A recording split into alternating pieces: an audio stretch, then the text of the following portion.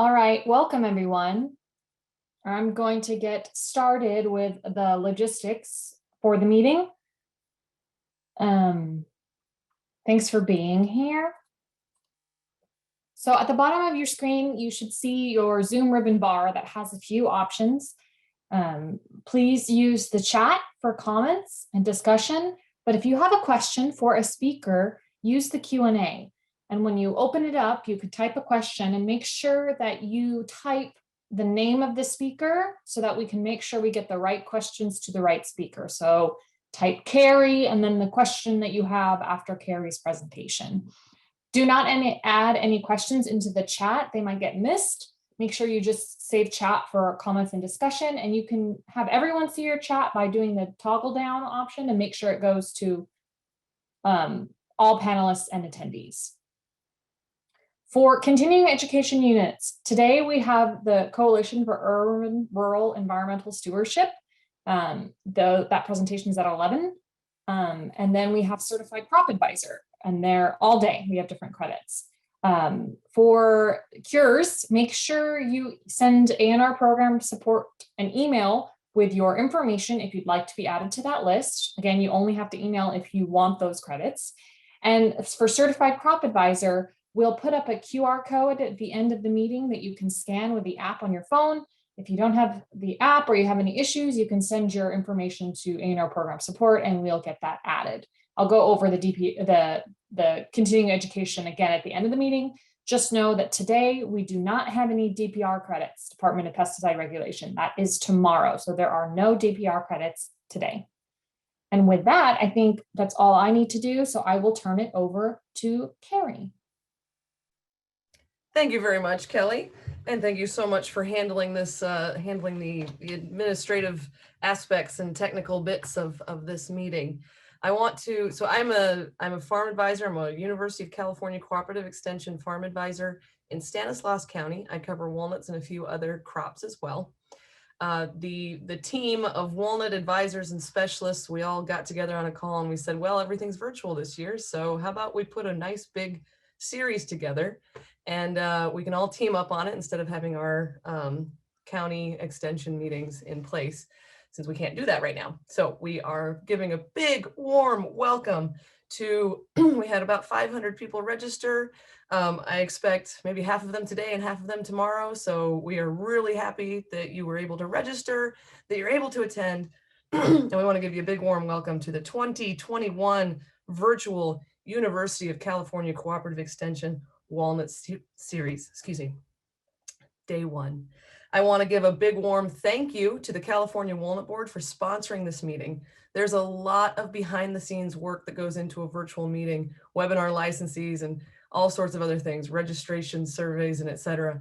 So we want to give a big warm thank you to the California Walnut Board for helping, well, pretty much for footing the bill on the Agriculture and Natural Resources Program Support Unit fees associated to this meeting. So we're really, really thankful for that sponsorship, and that's your money going to a good cause. I do want to mention that at the end of today and at the end of tomorrow, there will be an evaluation survey. I strongly encourage you to take that survey. It helps us let our administrative offices know that whether or not you love the information, but also how effective we serve in your life. We want to let them know that we matter to you, and maybe we don't matter to you, and that's okay too, but we need to know how we can make the services that we provide and the information we provide better and easier for you to access and beneficial to your industries. So please, please, please do fill out that survey. It really helps us in what we do. With that, I'm going to go ahead and pass this over to our moderator today. It is Dr. Kamyar Aram. He comes to us from the East Bay. He is a crops advisor for the University of California Cooperative Extension, and he covers Contra Costa and Alameda counties. Kamyar, take it away. Thank you very much, Carrie, and welcome everyone. So we have a great set of presentations for you today, focused today on cultural practices. Tomorrow will be IPM for those of you who want to take a look at the agenda, I'm going to put it in the chat here, a link to the agenda. First up, I have the honor of actually introducing Carrie Arnold herself, who's been instrumental in getting this meeting organized.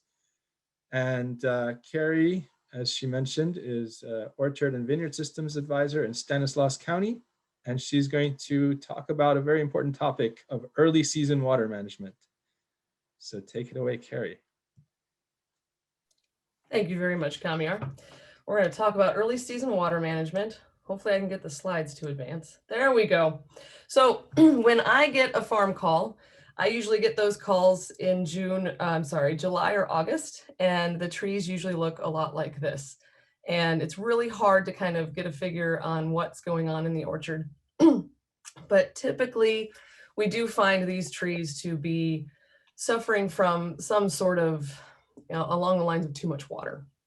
And there could be some other things going on, but usually these photos were provided by Bruce Lampinen, some of them, and then some of them were photos that I pulled from an orchard, but he's seen this in his studies. He's the University of California Cooperative Extension specialist in walnuts and walnut culture. And he's seen in many of his over-irrigated trees symptoms very much like this. And we have an idea, usually when I come out and I say, okay, it really looks to me like, we might need to think about how we're irrigating. So then the grower says, how do I irrigate? And of course, that's a big old can of worms, right? Because this is probably one of the hardest things to know what to do and how to do it, because you're taking care of thousands and thousands and thousands of trees at the same time. So it's hard to really get a handle on irrigating all those trees correctly. And we don't even fully know what to tell you. So this is where we start. So the question is, how do I irrigate? When do I start? How much do I irrigate? And how do I know it's working? So with working with Ken Shackle, who is the irrigation specialist at the University of California, Davis, he says the short answer is wait for the tree to tell you when it needs water. Well, how the heck do I know when the tree wants water? Well, we can take stem water potential, and we do this with a pressure chamber. It's a funky little contraption, and we can measure the tree stress. We take readings between 1 and 3 p.m. during the day, so during the hot part of the day, and we then compare the values that we collect to baseline values for each crop. And that's specific to each crop, so that baseline value is going to change depending on your crop. And this is very dependent on temperature and relative humidity. So how the heck do I work this thing? Well, you go to the center of the tree, and if you can see my cursor and you can see the yellow circle, at 1 to 3 p.m., between the hours of 1 and 3 p.m., you go into the center of the tree at the trunk, and at the closest distance to the roots, so the kind of like the shortest part of the tree, and you find a leaf on those branches that are very low on the inside of the tree. You put one of these cool little silver bags around the terminal leaflet of the leaf, and you close it off and you leave it on there for about 10 minutes. Then you take that leaf, you place it into this pressure chamber contraption, you seal it all up, and you start pumping it up. So you're applying pressure to the leaf. And what happens, it's pretty cool. If you can see this video, what happens is you start to get this bubbling. And that little bubbling right there, that's your point that you read the pressure on the leaflet. Then you take that leaflet pressure, you take that pressure and you compare it to baseline. Well, where do I find baseline, right? Well, we can all offer you a baseline chart as a farm advisor. I have some in newsletters and other places. This is a baseline chart for walnuts. And what we do, say for example, it's 74 degrees out and the relative humidity is 40%. Well, my baseline for that moment on that day is negative 3.9. And where we want trees, where we want walnut trees to be when we start irrigating is between 1 and 2 bars below baseline. This is based on previous research that has shown that trees tend to behave, they tend to look better, they tend to appear healthier, but also we're not affecting the yield when we're about 1 to 2 bars below baseline. So this is kind of the sweet spot for walnuts, and they are kind of a Goldilocks tree where it's like too wet or too dry and you start to affect things. So this is really the sweet spot for walnuts, 1 to 2 bars below baseline. So what does that really mean? Well, for example, If my pressure chamber gauge, after I do all that interesting thing, if the pressure gauge reads -4.5 bars, and the baseline for that given temp and relative humidity is -4 bars, do I irrigate or do I wait? In this case, you wait, because -4.5 minus -4.0 is -0.5 bars. So that's only half a bar from baseline. So you can see we don't open the floodgates, we leave the water off, and we wait. We come back in a week, maybe a week and a half, and we recheck. Say this time the pressure chamber gauge reads -6.5 bars. And the baseline for that day and that time is -4.5. Now what? Well, -6.5 minus -4.5 is -2 bars. And that's 2 bars below baseline. So guess what? Open the floodgates, water away, irrigate. So how much do I water? Well, fortunately, there are people who have done these calculations for us, excellent research scientists, and they have looked at what they call crop coefficients, and they've measured the trees. And we, as walnut advisors, and in a number of counties with vineyards and peaches and other crops, you can actually access the evapotranspiration estimates for specific crops. Just contact your local farm advisor. This isn't available for everybody, not like all the crops across the board, but for a good smattering of crops that are grown in large amounts, you can typically get the evapotranspiration estimates from your University of California Cooperative Extension advisor. And give a big thank you to DWR because they do all the calculations. This is basically weekly crop water use estimates, and you can utilize them to get an idea of how much you should put down at a given time. So was the irrigation effective? Well, guess what? You can take that funky contraption back out to the orchard, do the same measurement, and see where it sits. So in this case, I put on 1 inch of irrigation for that week, and I'm taking stem water potential measurements again.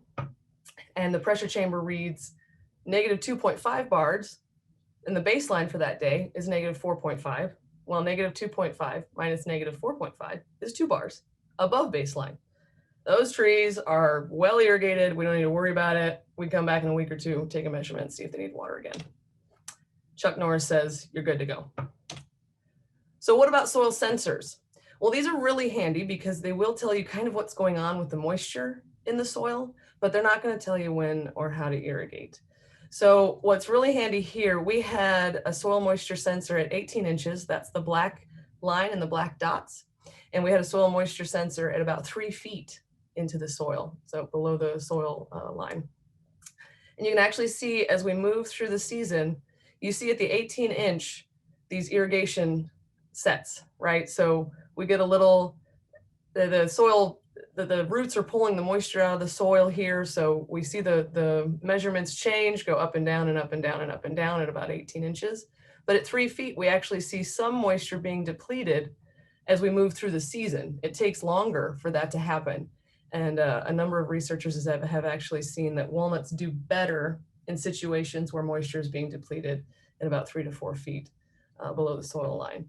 So soil moisture meters can kind of give you an idea of what's going on underneath the soil, but we don't necessarily want to use them.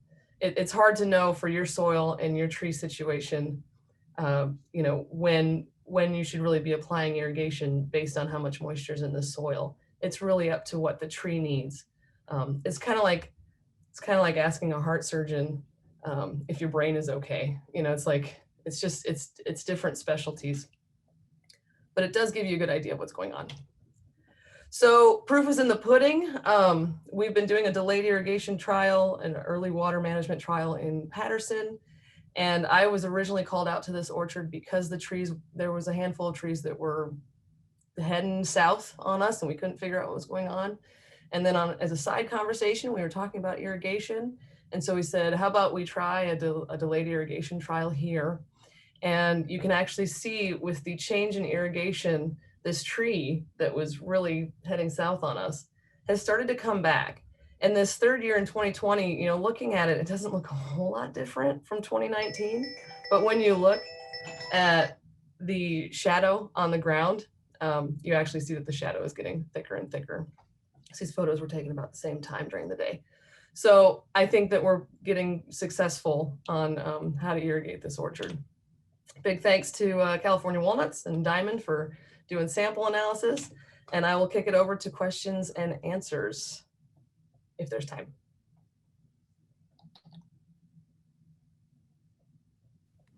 Okay, thank you very much, Carrie.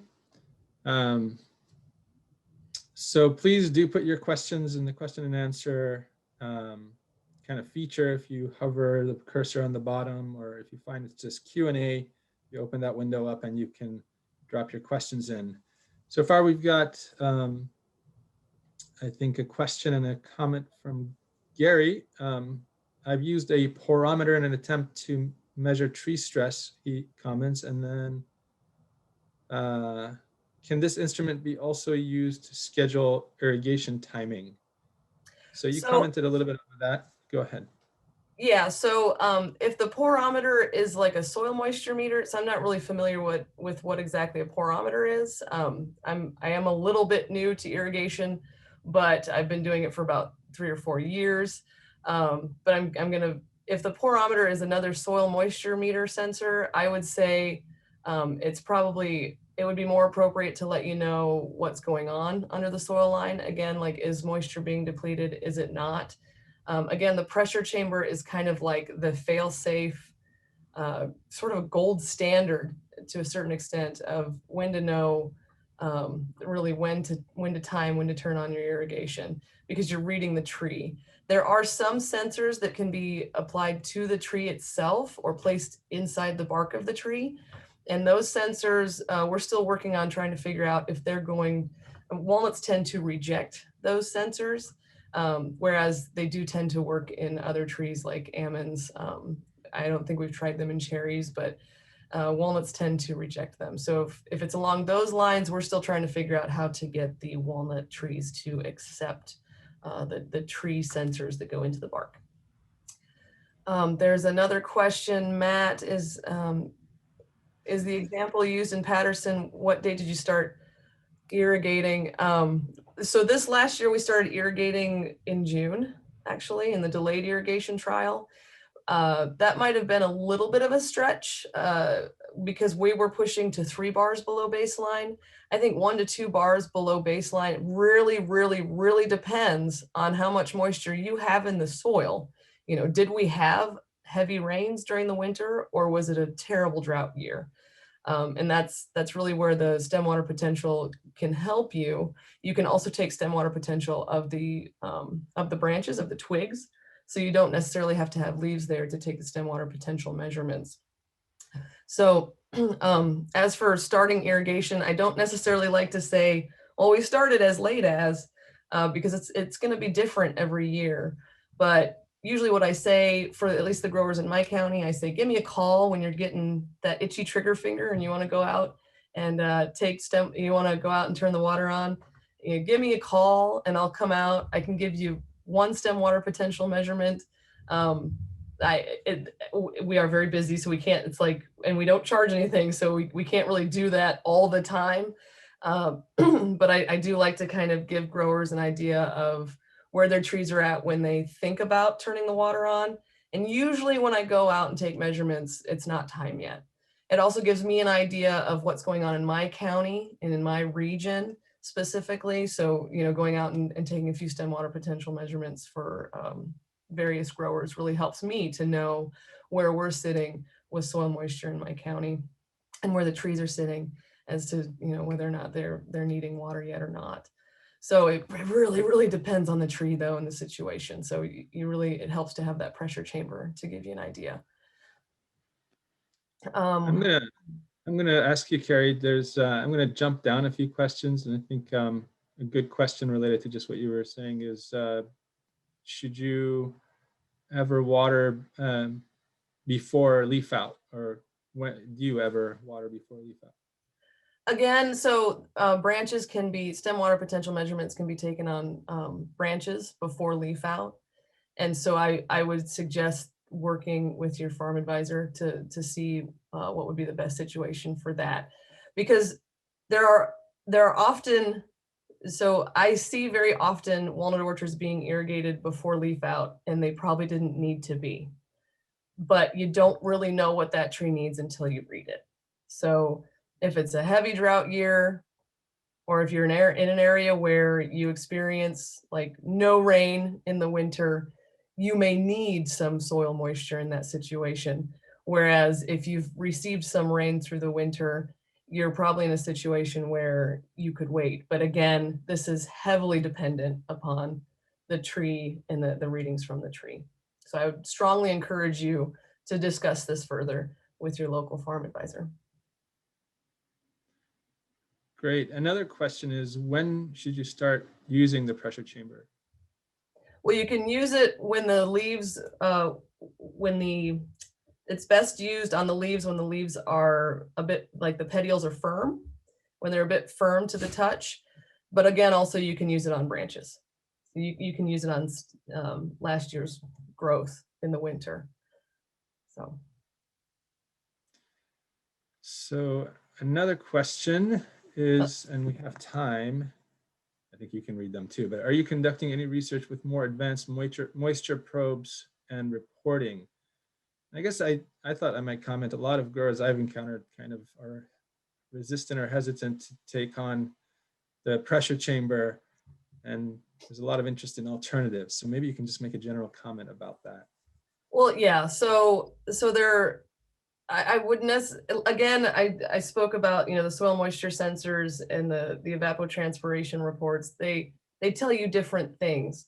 Whereas the pressure chamber, I know that we really want to find something else that is just gonna kind of give us, what I'll say is this: the pressure chamber seems a little clunky at first, but as soon as you use it, number one, it's well worth the investment. And I'm not selling it. I don't get anything from this. I'm not endorsing it or anything like that.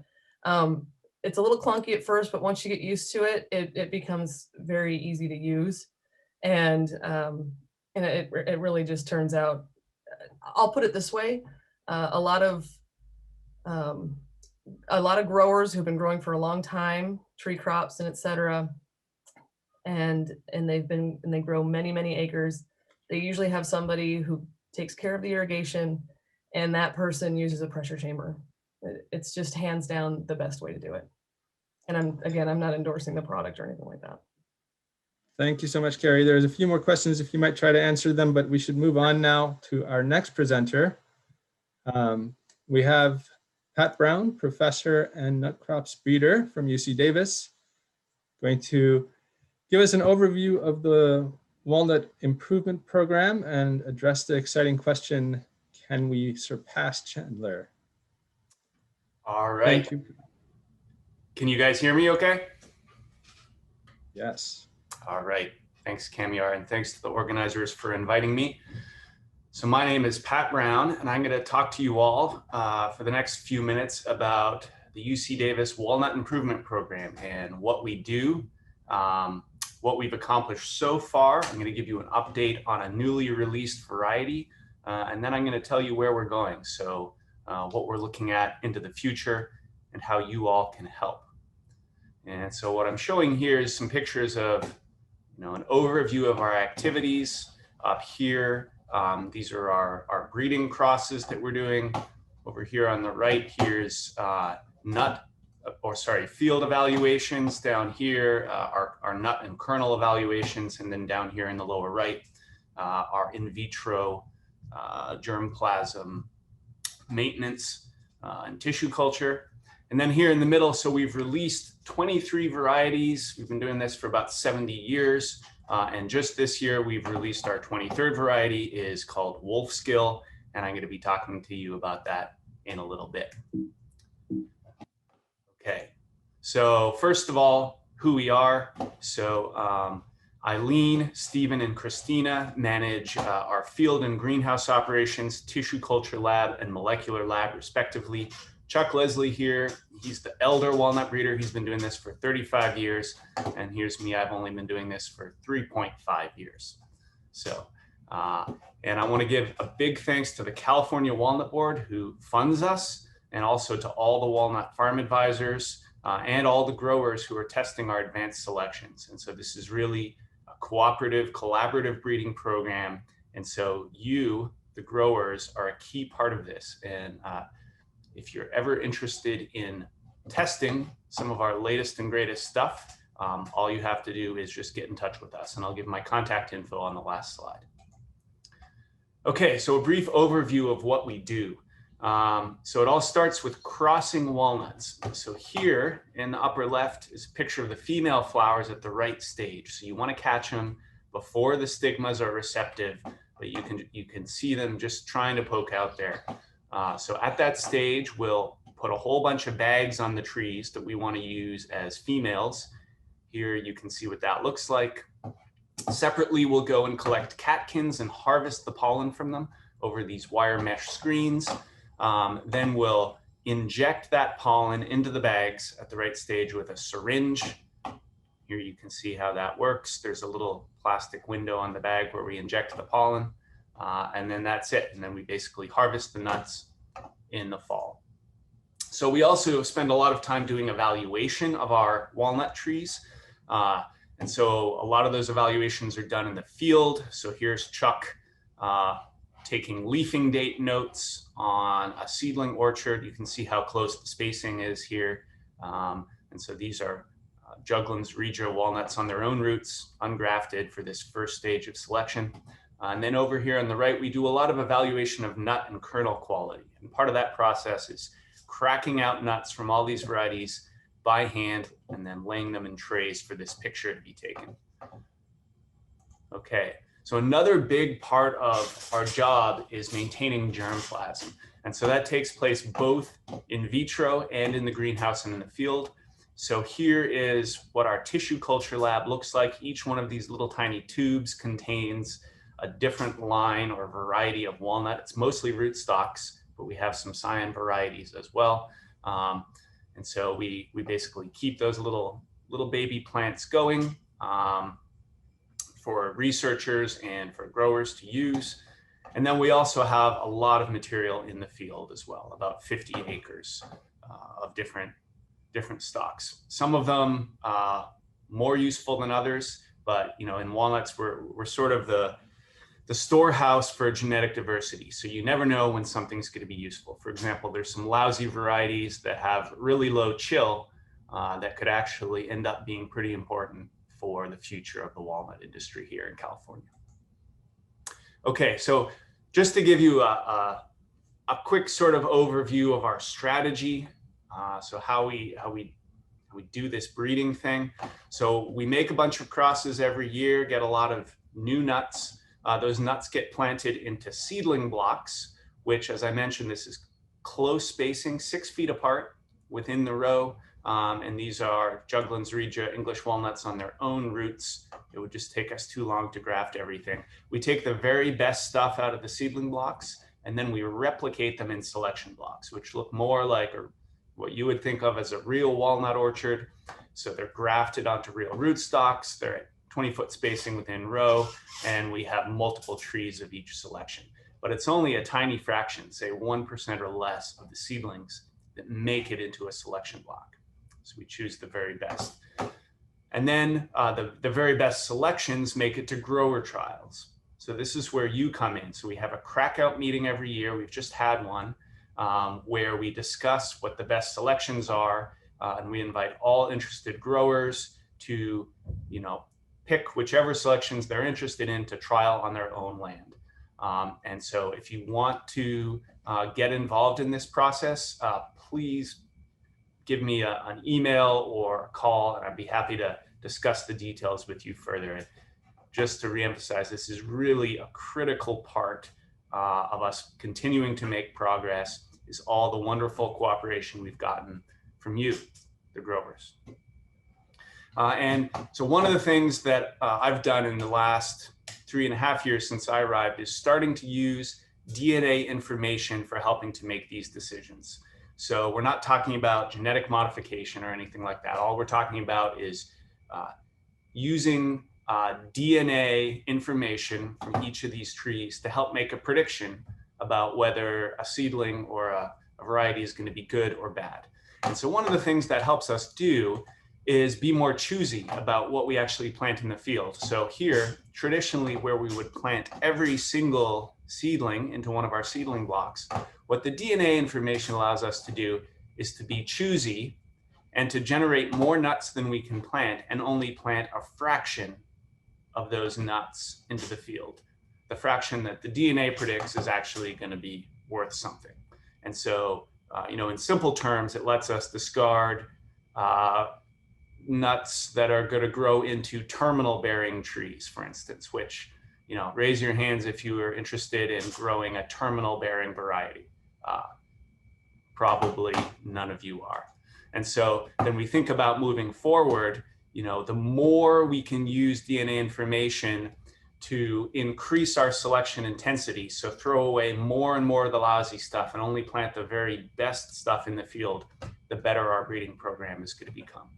So that's an important strategy that's new to the breeding program over the last few years, 3 years, say. Okay, so what have we done now that I've showed you our overall strategy? So this is a pedigree of all of our releases over the last 70 years. And we have markers now, DNA markers, to predict if a seedling is going to be lateral bearing and also late leafing. And so it's interesting to superimpose then these marker results, this vertical blue line for lateral bearing, vertical orange line for late leafing, to superimpose those results in this pedigree to get a sort of retrospective look at, what have we been doing? What have we done over the last 70 years?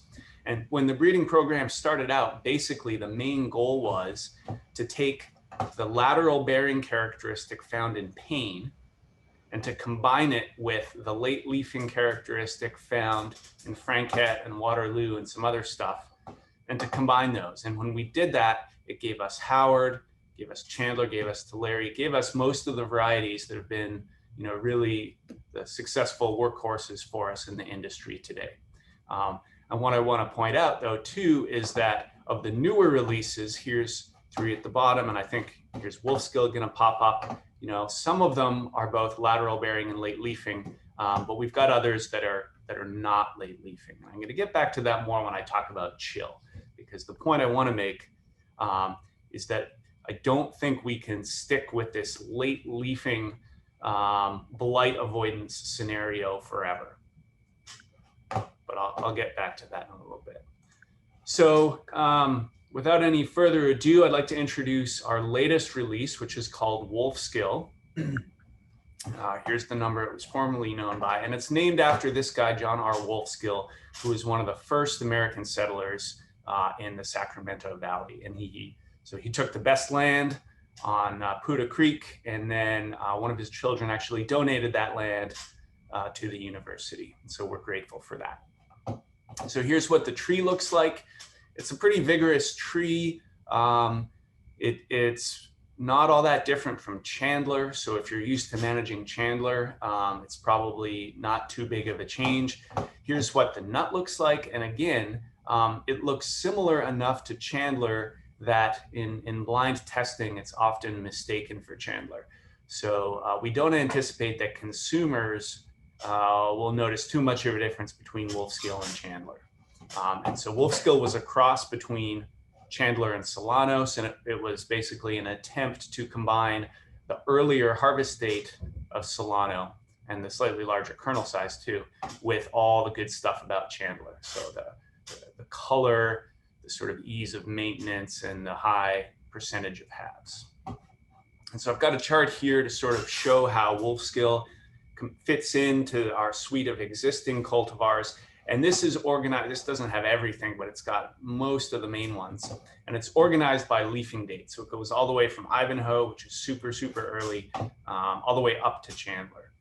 And so what you can see is that Wolfskill leafs out a lot earlier than Chandler, and it harvests before Chandler as well. Maybe it's not quite as early leafing or harvesting as Solano, its other parent. But things I wanted to highlight were that here, if you look at the percentage of extra light kernels, and this is just the mean across all of our locations for the last 5 years, our data are actually showing so far that Wolfskill might even have color that's a little bit better than Chandler.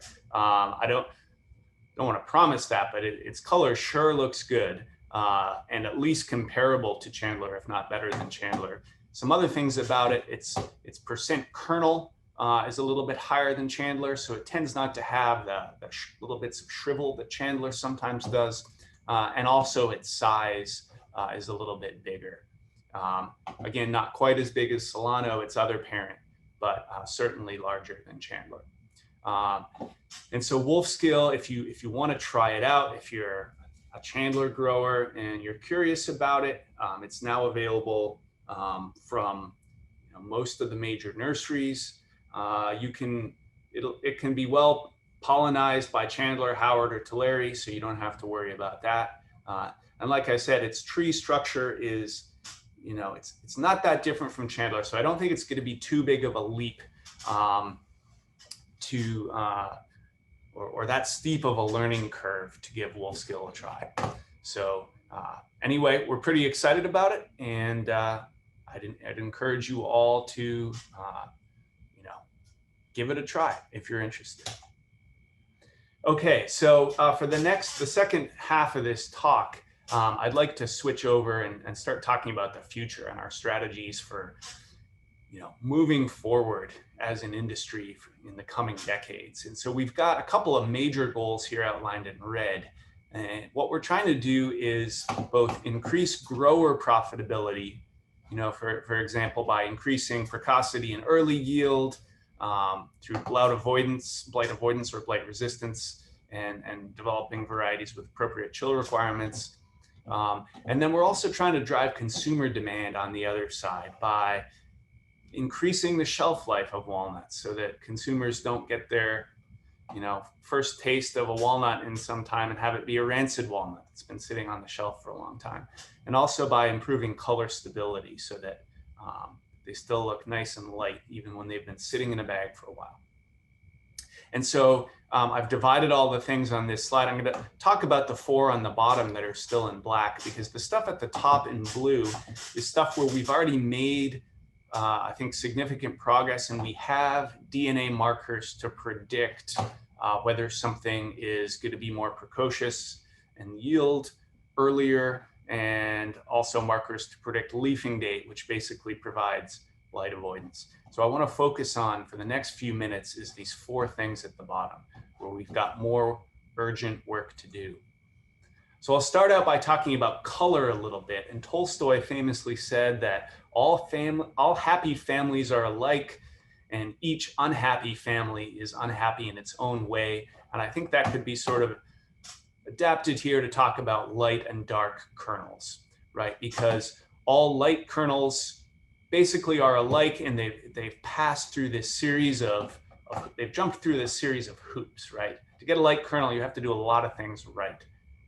But there's a lot of ways that your season can go south and your kernels can darken. You could start out with bad genetics. Some lines are just always fairly dark. But even if you're growing Chandler, you could have pre-harvest stress that darkens you. You could have harvest delays, over-drying, poor storage. So it's really only if, in the case where everything goes well, that you can get all light kernels.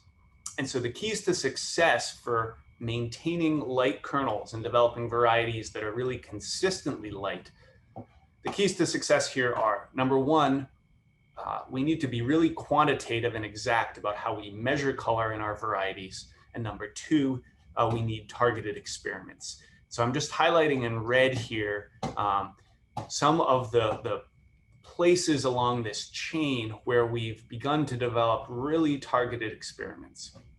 And so, for example, while the bad genetics is kind of easy, if we harvest kernels from everything and we treat them really well, and if we see any that are still dark, well, that's just bad genetics. And in some sense, that's the easiest part of this job, is getting rid of those.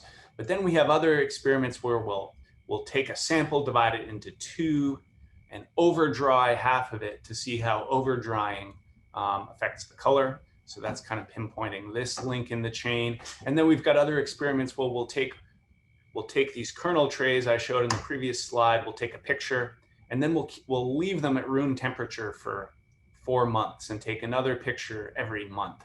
And so that addresses, how well does the pellicle color hold up in storage? So I'm going to move on and show you a couple of pictures here.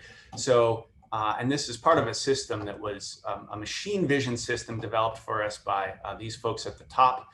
So basically, we have lots of pictures of kernels in these blue trays as shown at the top.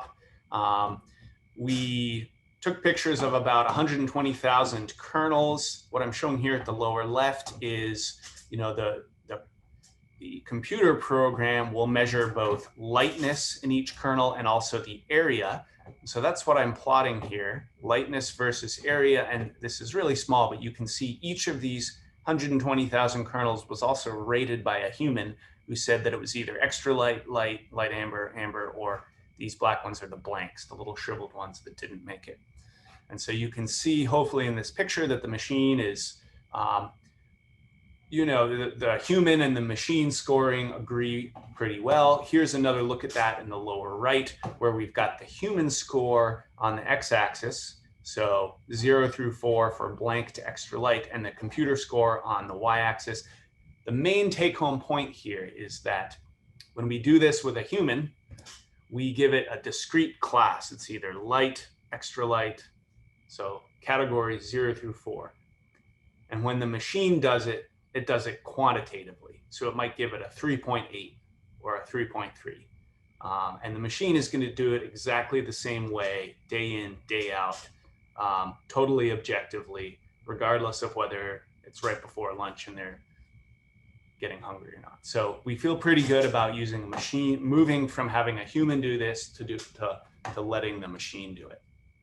And here's just one example. So we got a couple of pictures here. This is exactly the same tray. This is the initial photo on the left.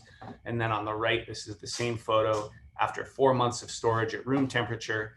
And what I want to highlight is, there's in the initial photo, there's a number of these columns. So sorry, each column is from a different tree. Several of these columns look sort of comparably light in the left-hand photo.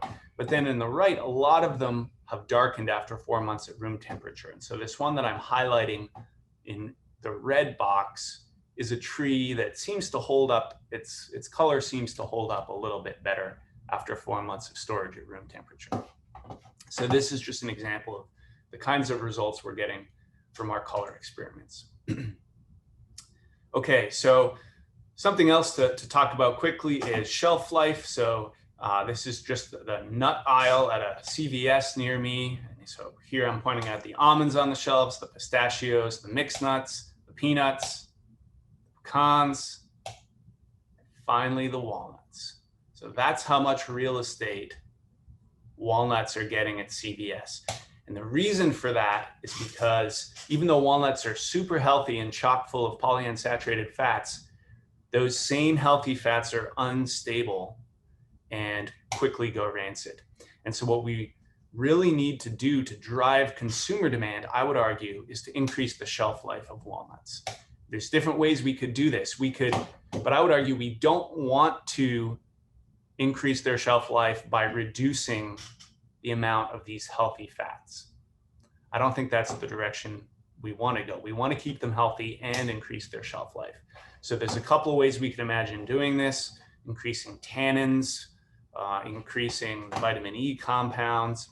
And so what we've begun to do in sort of this pilot experiment is use this ransomat system for measuring shelf life, or basically how quickly walnuts go rancid. So what this machine does is it blows a bunch of hot air in the walnuts. I can hear what you're thinking. A UC Davis professor doesn't need a fancy machine to blow lots of hot air for a long time. Fair enough. But what this machine does is it'll actually very sensitively monitor changes in conductivity of this sort of water chamber above the nuts. So as they go rancid, they're going through secondary oxidation, releasing acidic compounds that change the conductivity of that water bath. So, and then what the machine spits out is this induction time, which is how long does it take to go rancid, basically. Here's some preliminary results from that. So here's 4 different varieties, experimental varieties with different induction times. We ran 4 reps of each. And so here, the things we're interested in are the things with a higher induction time. So they take longer to grow rancid when you're blowing hot air in them. But we need to do more work on this, because clearly the question is, well, what's the practical significance of a 1.5 or 2 hour difference in induction time? Does that buy you an extra 6 months on the shelf, 6 weeks, or just an extra 6 days? So that's really where we've got more work to do to figure out the practical implications of the results we're getting. Okay, so switching gears a little bit to chilling. You've all probably seen these maps of the Central Valley. So in these horizontal pictures, the north end is at the left here, south is at the right. And so basically we could disagree about how quickly the climate's going to change and how quickly we're going to lose our chilling. But we pretty much know it's going to happen. So it's not a question of if, it's just a question of when. And over here on the right, I'm showing what limited data we have so far on chilling requirements of some different walnut varieties. And basically the take-home message here is that the early leafing stuff, like the Pain and the Sur varieties, the earlier leafing ones have lower chill requirements. And the later leafing stuff, which includes most of the varieties we rely on, Chandler, Howard, Tulare, they have higher chilling requirements. So the message here is something that you may not want to hear, but I think it's clear that we're not going to be able to rely on Chandler forever. And so, the title of my talk was, can we surpass Chandler? I think I would just rephrase that as, we're going to have to ultimately replace Chandler, because with projected climate change, we're just not going to be able to rely on it forever. Okay, so what are we going to do? Well, we're looking at the genetic control of this chill requirements. We've got a chill requirement assay that looks like this. Basically, we've got a temperature and light controlled chamber where we cut sticks throughout the winter, and then we put them in warm temperatures with light and water. There's water at the bottom of this tub, and we see if they break bud. So here, I've got a comparison of 2 sticks that were harvested midwinter. The low chill variety, when you put it into the heat and light, it's starting to break bud, and the high chill variety is not. So this is how we're collecting the data, and we've got lots more work to do on that. But I should, again, take home message is that early leafers, from all the data we have so far, have lower chill. So ultimately, in the coming decades, whether it's 20 years, 40 years, 60 or 80 years, we're going to have to move towards lower chill and probably earlier leafing varieties. So that's kind of bad news, because up till now, we've been relying on late leafing to give us blight avoidance. So what I'm showing in these pictures are, here we've got leafing date of our advanced selections plotted against blight incidence. The later you leaf out, the less blight you get. Over here on the right, leafing date plotted against harvest date. So the later you leaf out, the later you harvest. Makes sense. There's a great advantage in leafing out late because you avoid most of the blight. And so that's led us to develop a number of really promising selections that have a shorter season. So that's kind of this portion of this chart right here, where they're leafing out late to avoid the blight, but they're also harvesting earlier than Chandler. Ultimately, though, over the next 50 years or 75 years, we're going to need to replace this blight avoidance strategy with a blight resistance strategy. And that's because the late leafers in general seem to have higher chill requirements. And so,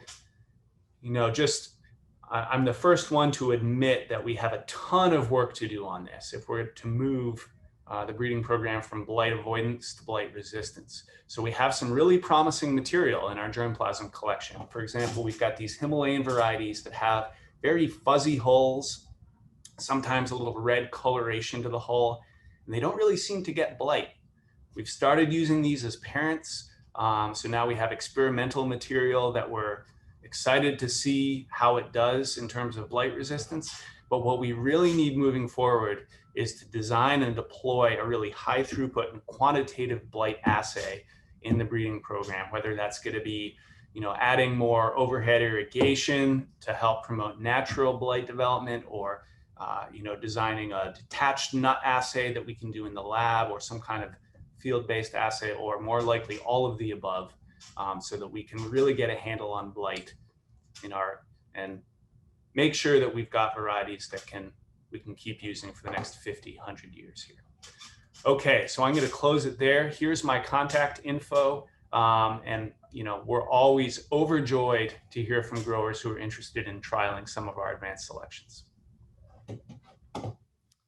So Thank you so much, Pat. And we have a few questions. It was very informative and exciting to see all the different things you're doing. First question from Ryan. Thanks, Pat. Under future goals, I didn't see anything related to flavor, except possibly shelf life. There's a group of walnut aficionados who prefer the more robust flavor profile of older varieties. Are you folks doing any research on, one, quantifying flavor profiles, and second, on breeding to preserve or enhance those profiles? Thanks, Ryan. That's a great question. And I am one of those walnut aficionados who claims that they can taste the difference between varieties. And Chandler is also not my favorite flavor. There's others that I think are better. The problem there is so to do this the traditional way, you need to assemble sort of large panels of tasters, and it takes quite a long time to train them. I think we need to do more in this direction. What we're doing now is sort of, I certainly taste the varieties. I won't say that the flavor is at the top of the sort of list of priorities. We're certainly aware of it, and we need to do more work towards, assembling sort of double-blind panels of tasters. Thanks, Pat. The other questions, couple other questions really address the same thing. And I don't know if you want to further comment on the tension between markets and market share, marketing and flavor. Also a question about why color is so important if you want more people to consume walnuts. Right. So it's a really good question. I think, I don't want to get in trouble, but I think there's the opportunity to brand walnuts in different ways. And so if we had something that was a darker color but had a really good flavor and a distinct flavor, I think that would certainly be a good opportunity. I think there's going to continue to be a lion's share of the market for sort of extra light kernels that look somewhat like Chandler. And so we want to keep most of our effort towards that, but certainly I think there's room to branch out to other stuff. I see one more question about real estate on store shelves. I think there are improvements to making marketing to consumers. Certainly that's not really my expertise, but I think even with packaging, part of the shelf life equation is certainly changes in packaging to keep the product from going rancid. I see a question about nut allergies. That's a great question. Not only allergies, but also sort of the astringency of the pellicle. We certainly have some varieties that are less astringent. Maybe that groups in with taste. So we're not doing anything on this now. Certainly there would be ways through gene editing or other sort of biotech approaches to try to eliminate the allergies. That's not a direction we're going currently, but it's certainly something to keep an eye on. Okay, and a couple of quick questions. Are you able to share these slides in some way? Absolutely. Well, is the best way to send it to you, or how do we get them out to everybody? I think I'll chime in and say that first off, this whole thing is being recorded, and it will be provided to those who registered. And I think if we wanted to share slides, we could probably send it out to the registered list. So we can talk with Kelly about that if, Pat, you want to share your slides. Sure. Thank you. So another question, and we should move on shortly. Is early irrigation creating stem water potential below baseline contribute to dark pellicle at harvest? I think you kind of addressed that, but please. That's a good question. Thanks, Bob. And, you know, I'm just going to say we're starting with the low hanging fruit. And I would say that is a fruit that's high on the tree. So we're starting with the easy stuff we can address experimentally to improve color, you know, during storage or after over drying. I think you're asking a question that's going to take longer to get at experimentally. And I think, you know, working together with farm advisors, testing those ideas on a very small number of varieties to start with is probably the right way to go. Okay, thank you so very much, Pat. And there was another question asking what the variety name was, which was Wolfskill, the newer variety that Pat described. We're gonna, and maybe further questions can be answered in the box directly. We're gonna move on to an update from the Walnut board. And we have a video for you with Pam Gravier, International Marketing Director, Jennifer Williams, Domestic Marketing Director, and Josh Rom, Technical and Regulatory Affairs. And Jennifer Williams is here to answer your questions afterwards, joining us. So here we go with the video, and please do post your questions in the box. Thank you. And just interrupt if you do not hear any sound. I'm going to press play. I think the sound should be fine.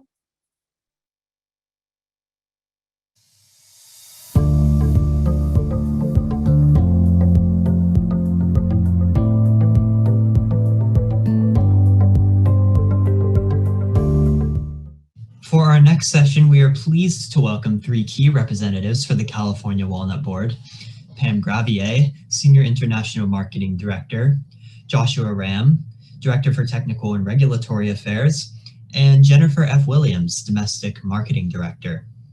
Together, they will present information on domestic and international marketing, health research, and updates on important regulatory issues. Pam, I'll turn it over to you.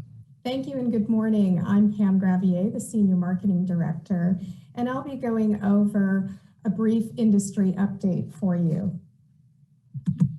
We have a rather full agenda of things to cover and share with you today, and we will do our best to cover the things you need to know. But please keep in mind that this is a very broad overview of all that the California Walnut Board and California Walnut Commission do on your behalf. In the next few slides, we will be addressing the various factors impacting our industry. And I'd like to start with our own production. So as you can see, over the past 10 years, the California walnut crop has grown significantly from 460,000 tons to today's estimated crop of 780,000 tons. That's a 70% increase in a relatively short period of time. And this growth has been driven by extensive new plantings that have been taking place over the last 7 years, with the majority happening, as you can see, between 2013 and 2016. Over the past years, walnut acreage has grown by just under 128,000 acres. These new plantings, as you can see, have significantly increased both bearing and non-bearing acreage, leading to the increased crop size we're seeing this year, as well as larger crops that will come in the future.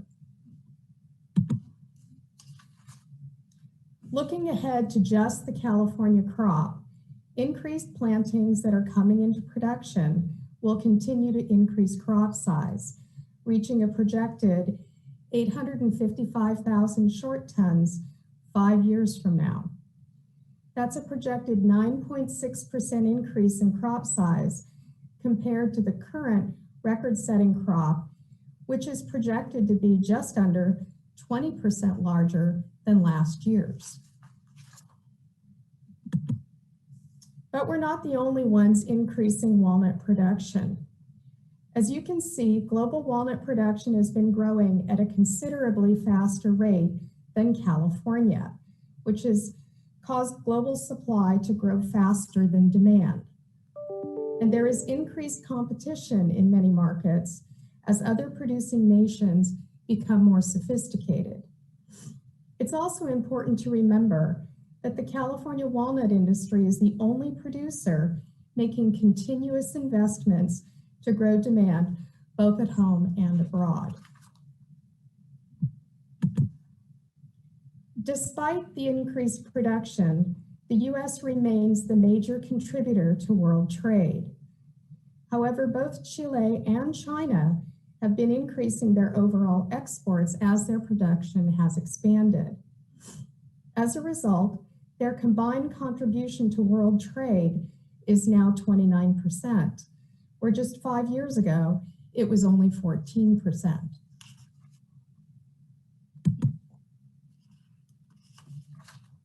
In looking at exports, last year's crop season, Germany remained our #1 market of volume as well as in terms of value to the industry.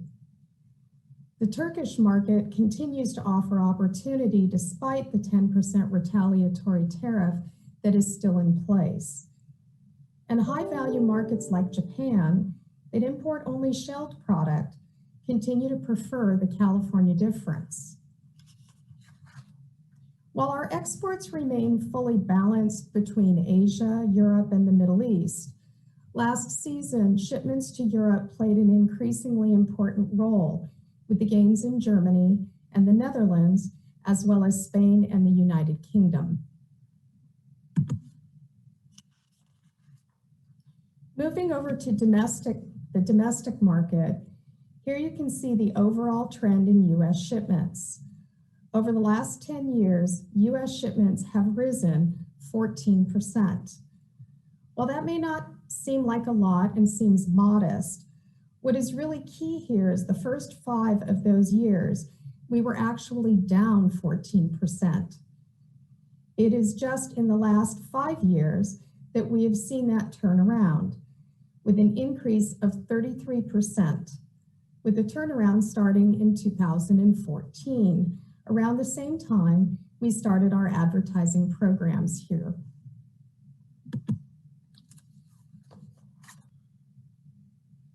In looking at shipments this crop year, while it's just the first 3 months, things are trending in the right direction, with both in-shell and shelled shipments here at home and abroad, all showing increases. However, even with these initial substantial increases, they still fall short of the projected 19.8% increase in crop size. So we still have some work to do. It should be no surprise that COVID has impacted all markets around the globe, but retail has been a bright spot for our industry.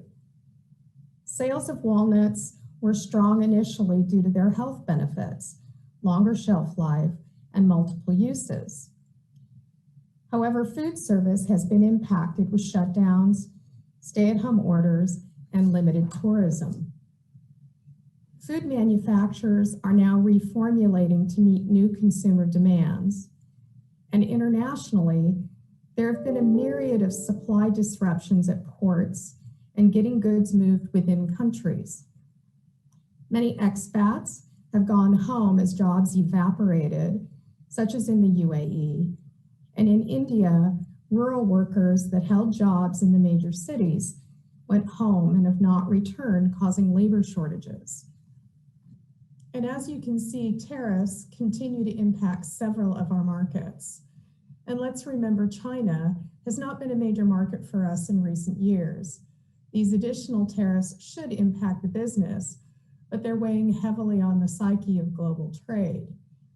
In both China and India, you see the highest tariffs we face, and those are a combination of base rate tariffs plus the retaliatory tariffs that were put in place about 2 years ago in retaliation of our steel and aluminum tariffs. We do have some positive things to note in this arena of trade policy and tariffs. So while there's still challenges, on January 1st of last year, shelled walnuts to Japan began to enter tariff-free. Starting January 1st of this year, shelled walnuts to the UK have dropped to 4%, which is the same rate for in-shell. And walnuts were not affected by the retaliatory tariffs applied by the EU over the Boeing subsidies. We're hopeful the new administration will continue to push forward for tariff relief in India, China, and other affected markets. Tariffs and other issues affecting our industry remain a top priority for the California Walnut Commission. The CWC remains engaged with a variety of governmental agencies, congressional representatives, and our consultants and agencies to ensure that your concerns are heard and walnuts remain at the table during negotiations, and also for decision-making processes. I thank you for your time, and with that, I'd like to turn it over to Jennifer Williams to talk about some of our marketing activities. Thank you, Pam. My name is Jennifer Williams, and I am the marketing director, one of the marketing directors for Domestic. And I'd like to tell you a little bit about what we are doing to keep California walnuts top of mind and drive purchases. Marketing efforts both here and abroad are designed to keep California walnuts top of mind in order to drive increased purchase with consumers and develop new channels for walnut use in food and beverage manufacturing, as well as food service. Before we get into some of the marketing program specifics, according to many research firms, COVID is having a profound change in consumer behavior. Research has shown that cooking at home will continue through 2021, and people will be looking to their food even more to improve or maintain their health. Snacking is no longer a trend, but part of daily life in the US, with 97% of consumers indicating they snack at least once per day. Plant-forward or plant-based eating is becoming more mainstream as consumers again look to improve their health and eat foods where they recognize all the ingredients on the label. Additionally, consumers wanting to take fewer trips to the store, they're looking for products that can be used across multiple meals and day parts. Of course, we must recognize the deep impact the pandemic has had on restaurants. Many have shifted their model, and those that will survive will continue looking for new ways to serve their consumers. Studies show that up to 20% of US restaurants have closed in 2020 due to COVID, and many more are still struggling. Retail has seen big upticks over 2020, but a bigger trend is the move to e-commerce as consumers were hesitant to leave their homes. And now that they've tried it, many consumers indicate they will continue using the convenience of e-commerce after the pandemic is over. As I've mentioned, we've seen increases in plant-based eating, retail, e-commerce, and snacking, and walnuts are perfectly poised to take advantage of those trends and offer us tremendous room for growth, not just here in the US, but across many of our export markets as well. You will see many of these trends and how we're capitalizing on them throughout this presentation. We conduct retail promotions in all 9 export countries as well as the US in order to drive year-round purchase of California walnuts. We know that point of purchase displays increase purchase and target a variety of different retailers across the markets. With the rise in grocery shopping online, we've added e-commerce to the mix with targeted advertising. Use of shopping list apps is another way to drive purchase in a measurable way. This is an example of our American Heart Month promotion in February, now in its 4th year, with over 11,000 retail locations participating. Retailers are required to display walnuts with a heart-healthy message to participate, and the California Walnut Board supports the promotion with point-of-sale materials and other promotional support, as well as local television and radio advertising that's tagged with the retailer's name. Last year's program included 23 chains operating 7,300 stores, with a resulting sales lift of over 50% or more, depending on the retailer. Since 2014-15, retail sales are up 17.5%. 2016-17 marks the launch of our National Consumer Advertising Program.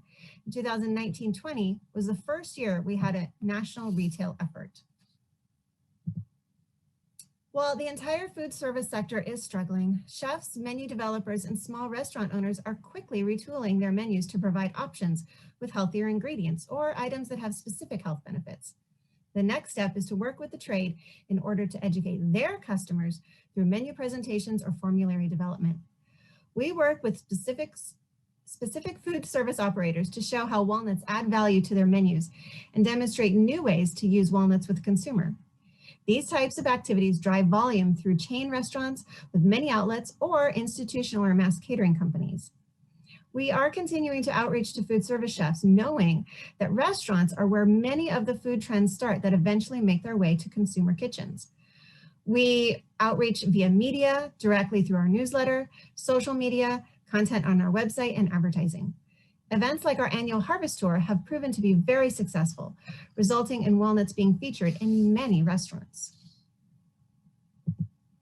To reach food and beverage manufacturers, we use a variety of tactics, including trade show attendance and educational workshops.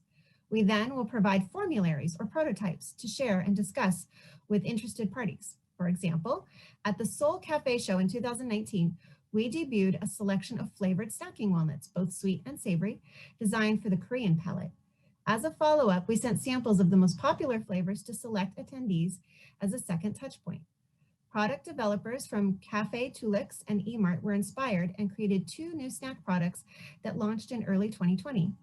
The cheddar cheese flavor is in limited distribution, but the bean powder walnut shown here was launched nationwide by Emart, the largest retailer in South Korea. Another major retailer, HomePlus, also launched a bean powder flavored snacking walnut under their private label, and these new products were a direct result of our efforts. Recently, we hired Mintel Research to conduct an analysis of new product launches containing walnuts. Those can be tracked by UPC codes at retail. This covered 24 key markets to gain a better understanding on trends and where we can focus our efforts. It was exciting to see 3,800 new products have been launched at retail with a wide variety of offerings. The US, France, Canada, and the UK have been actively using walnuts, and as you can see, growth is seen in expected as well as unexpected uses. In all markets, we use a combination of advertising strategies to gain both consumer and trade awareness to drive purchase.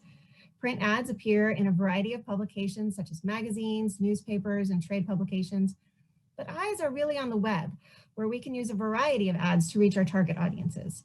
We can even place ads to appear geographically so that they can reach consumers near stores where there are in-store promotions.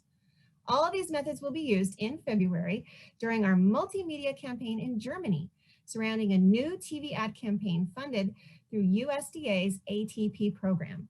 Let me play the video for you really quickly.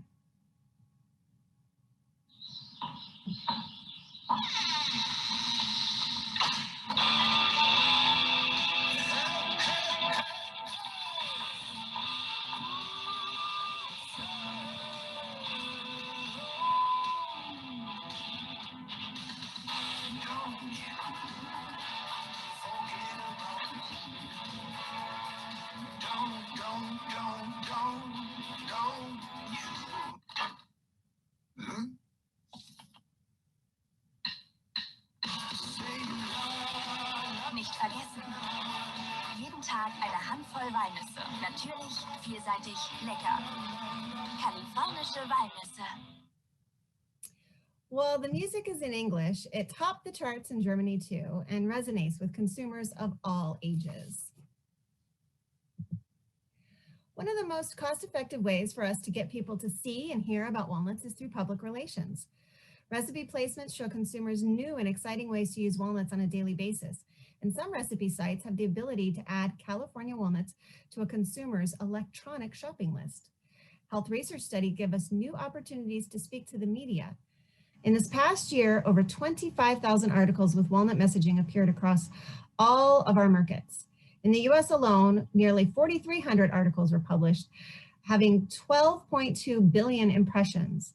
In the US, one of our key initiatives was to promote walnuts as a snack, as you see in the example shown here. Social media is used by consumers around the world. It's an inexpensive way to reach hundreds of thousands of people with our messaging.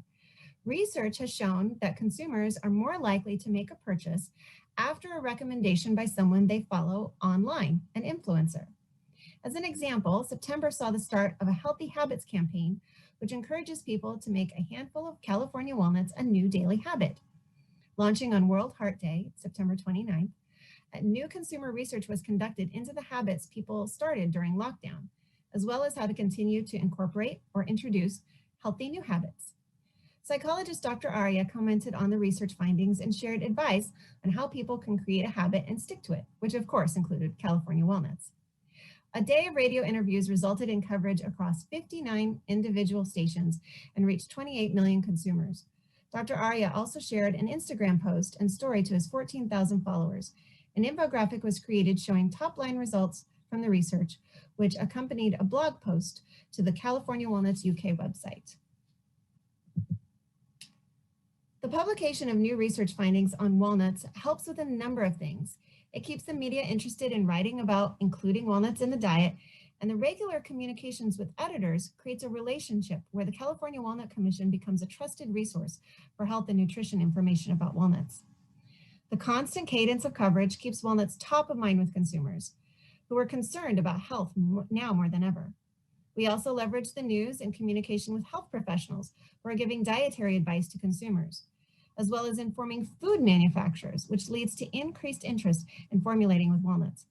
The publication of these findings also fosters future research within the scientific community and has a direct impact on public policy, such as the Dietary Guidelines for Americans. And our research was a major contributing factor to walnuts receiving the heart checkmark from the American Heart Association. With that, I would like to turn it over to Josh Ram to speak to you about some regulatory and stewardship compliance. All right, well, thank you very much. I'm Joshua Ram, Director, Technical and Regulatory Affairs for the California Walnut Board and Commission, and going to dive a little deeper with regulatory stewardship and compliance. All right, so a few hot button items from a regulatory stewardship and compliance standpoint that would be affecting people within the discussion. Section 24C, SLN or special local needs registrations for application of fungicides on orchards with standing water. So CHAMP, which is a mancozeb and diethane F45, which is a copper product, are in the final steps right now for SLN approval, hoping for some resolution there here in the next month or so. So within the next couple weeks. Import tolerance application reviews. So a couple things going on there with Korea. By the end of 2021, the ROK was permanently deleting hundreds of temporary MRLs, impacting potential trade there and exports of agricultural goods. So as an industry, a commodity, identifying priority products requiring that import tolerance application and submitting through the FAS and MFDS channels, work done there to ensure that those products are available for use, not only now, but for the future, most importantly. Glyphosate, another product that has been very popular and talked about for a lot of different reasons. So EPA backing the re-registration, that's a big thing, concluded that there's no risks of concern to human health when glyphosate is used, according to the label, and even better, it's not a carcinogen. So looking at a couple things with glyphosate, now this goes back to July 2020, an injunction was entered against enforcing the requirement, including a Prop 65 warning on pesticides containing glyphosate. Now this is a pretty big deal because Prop 65 challenges are rarely successful. So this is a big win for the pesticide industry, and it has nationwide impacts for many of the companies selling products containing glyphosate in California. So very good to have that come through. And collective thoughts on glyphosate, what does this look like from the present and future, will remain an important tool for years to come. and it will remain in use, but really the declines there as other products gain market share. However, as weed management strategies and control strategies, best practices come to the forefront, there's going to be some options out there to at least entertain and look at moving forward. And a couple other products that are key tools in the toolbox for usage out on an orchard level, mancozeb. So a couple developments there, and framing this up, looking at the emphasis on the ongoing developments in the EU. So technical trade barrier impacts, giving us a sign of potential things to come in the US, which has been a trend. And a couple things here. So mancozeb, a non-renewal decision, was adopted by the EU. EU has established MRLs for the dithiocarbamate as a group. So within those 6 chemicals, important thing is that the EU is going to wait to take on applicable MRL until after the EU's completed renewal process for all 6 chemicals in that group. So this would take several years, giving people the availability and ability to use the product. The EC confirmed as long as one is still approved, as I said, lowering that limit of the qualification or quantification isn't going to happen anytime soon. Another product, the spirodiclofan or Embidor, has been mentioned, and fortunately there's been a registration extension approved by the EPA through 2022, giving you an option, another tool to control mites out at a field level. So some good news there. And with these products, continuing to monitor here at the California Walnut Board and Commission and be at the forefront for all pertinent issues, and really ensuring that domestic and international compliance and being proactive and being able to help out and work through and guide the industry for further input and ultimate guidance.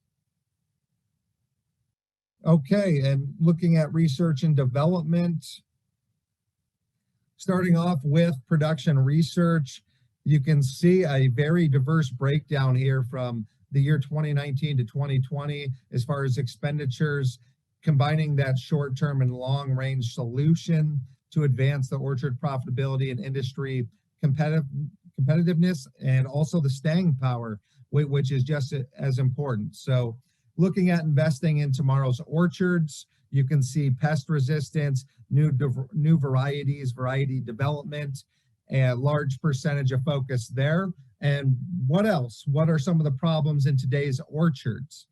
Disease and nematodes, insect pests, farm advisor research support, orchard canopy management. So a great breakdown there, and projects and areas of focus that have been funded by the California Walnut Board and continue to be moving forward. Now let's take a look at the post-harvest research pipeline and looking at how the industry is funding that research. So the green slice at the bottom with shelf life sensory is about 55%, looking at research extending walnut shelf life and developing those tools to better detect quality issues at an earlier stage. And this is becoming very important as we try to find new product ideas for walnuts. Also, many of the products require extended shelf life, and the remaining funding, looking at the chart, you can see is split between food safety, post-harvest treatment, lab testing, and bucketed in would be some residual surveys, the pesticide survey, and other areas of focus on the industry. And really, as post-harvest, as we continue to move forward, there's a lot of exciting and great things on the radar.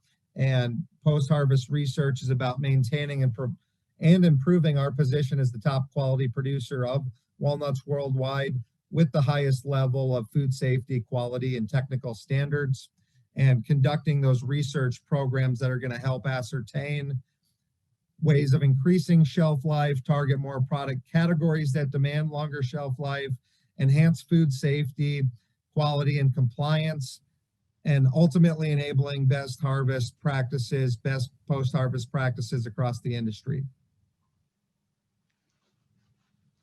All right, now I'll turn it over to Jennifer, who will talk about the health research aspect and health research program. Thanks, Josh. So health research is an incredibly important part of what the California Walnut Commission does. Building on established research base while tapping into new health research developments so that this part of the scientific conversation can continue. So an example would be our gut health with pre and probiotics. They're of great interest in 2020 and beyond. The CWC has invested in this research previously so that we can be part of that conversation. So you can see here that we have 187 publications to date in a variety of areas, from heart health, body weight and composition, cancer, cognitive health, and so on and so forth, with the majority of our work being in heart health. So here you can see our health research pipeline. These are the studies that we are investing in for the future. As you can see, heart health still continues to be an area of key investment for us, but we're also looking at new and interesting areas as well, with more focus, as you can see, on cognitive health and new areas such as reproductive health and sleep. In summary, it is the job of the California Walnut Board and California Walnut Commission to build awareness with consumers, health professionals, food service, food manufacturers, trade, chefs, all around the world in order to drive demand for California walnuts, the excellent product you grow. Part of that is mitigating risk and protecting the industry through our advocacy efforts, all in an effort to create opportunity.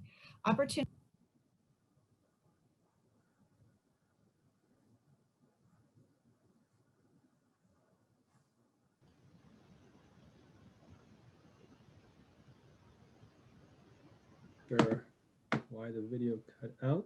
Was that on purpose? That is the end of the video. Oh, that is the end of the video. Okay. Well, that was certainly an information-packed presentation. And we have Jennifer Williams and Pam Gravier as well to answer some questions. There has been a lively discussion in the chat and several questions here about shelf life and storing product cold or frozen. So I will pass it on to them to maybe discuss that a little bit. Thanks. This is Jennifer Williams, and I wanted to just answer that question just a little bit. We do realize that storing walnuts in the refrigerator is best. We do try to push that message through a lot of our channels and let consumers know we are not in control of what a handler decides to put on their packaging, however. And so we do encourage it. We have one major handler out of the Stockton area, you may know, who does put on their package, please refrigerate after opening. And the fact that walnuts are sold on the shelf and then should then be put in the refrigerator, it's not uncommon. I don't know how many people open their jelly jars and then store it in the refrigerator, even though those are sold on a shelf. So there are foods that are sold on a shelf in a store that then go in the refrigerator after opening. Ranch dressing, for example. So if we could just get people into the mindset that we're kind of like that, it would be fantastic. But it is something that the California Walnut Board and Commission are very actively pursuing as trying to get our handlers to put it on packages and also to educate the consumers. Very good, thank you. And there's it sounds like something that's going to be under discussion. There was another couple of questions addressed the issue of using kind of popular people, quote unquote, to promote product. And there was a little mention of that in the presentation as well. And would you care to comment any further on that? Sure, I can address that. We do try to get people to, you know, influencers, and we go on major programs like Good Morning America, where we have Dr. Wendy Bazillion talking about the health benefits. She's well known. Dr. Wendy Bazillion has been on live with Kelly and whoever Kelly is with now the days. I don't even know. I don't keep up with that. But we do try to do that. Unfortunately, we cannot afford to have, say, Kim Kardashian talk about the health benefits of walnuts. That's really not in our budget. but we do work where we can to get well-known health professionals as well as online influencers to write about versatility and the health benefits of walnuts. That is something we actively do pursue. Very good, thank you. And so Carrie said she can address the question about crown gall elimination. Josh Ram is with us, I see now. So if he cares to comment about that, I think that sounds like a research and development issue. Or else Carrie can address that directly in the text and we can possibly move on as our time suggests. So I will go ahead and do that, and we can move on to our next presenter. Thank you very much to the Walnut Board presenters for joining us. And next we have Bruce Lampinen, well-known UC Cooperative Extension Orchard Management Specialist focusing on nut crops. And he's going to be giving us an update on walnut training or tree structure management. Thanks, Bruce. And thanks, over to you.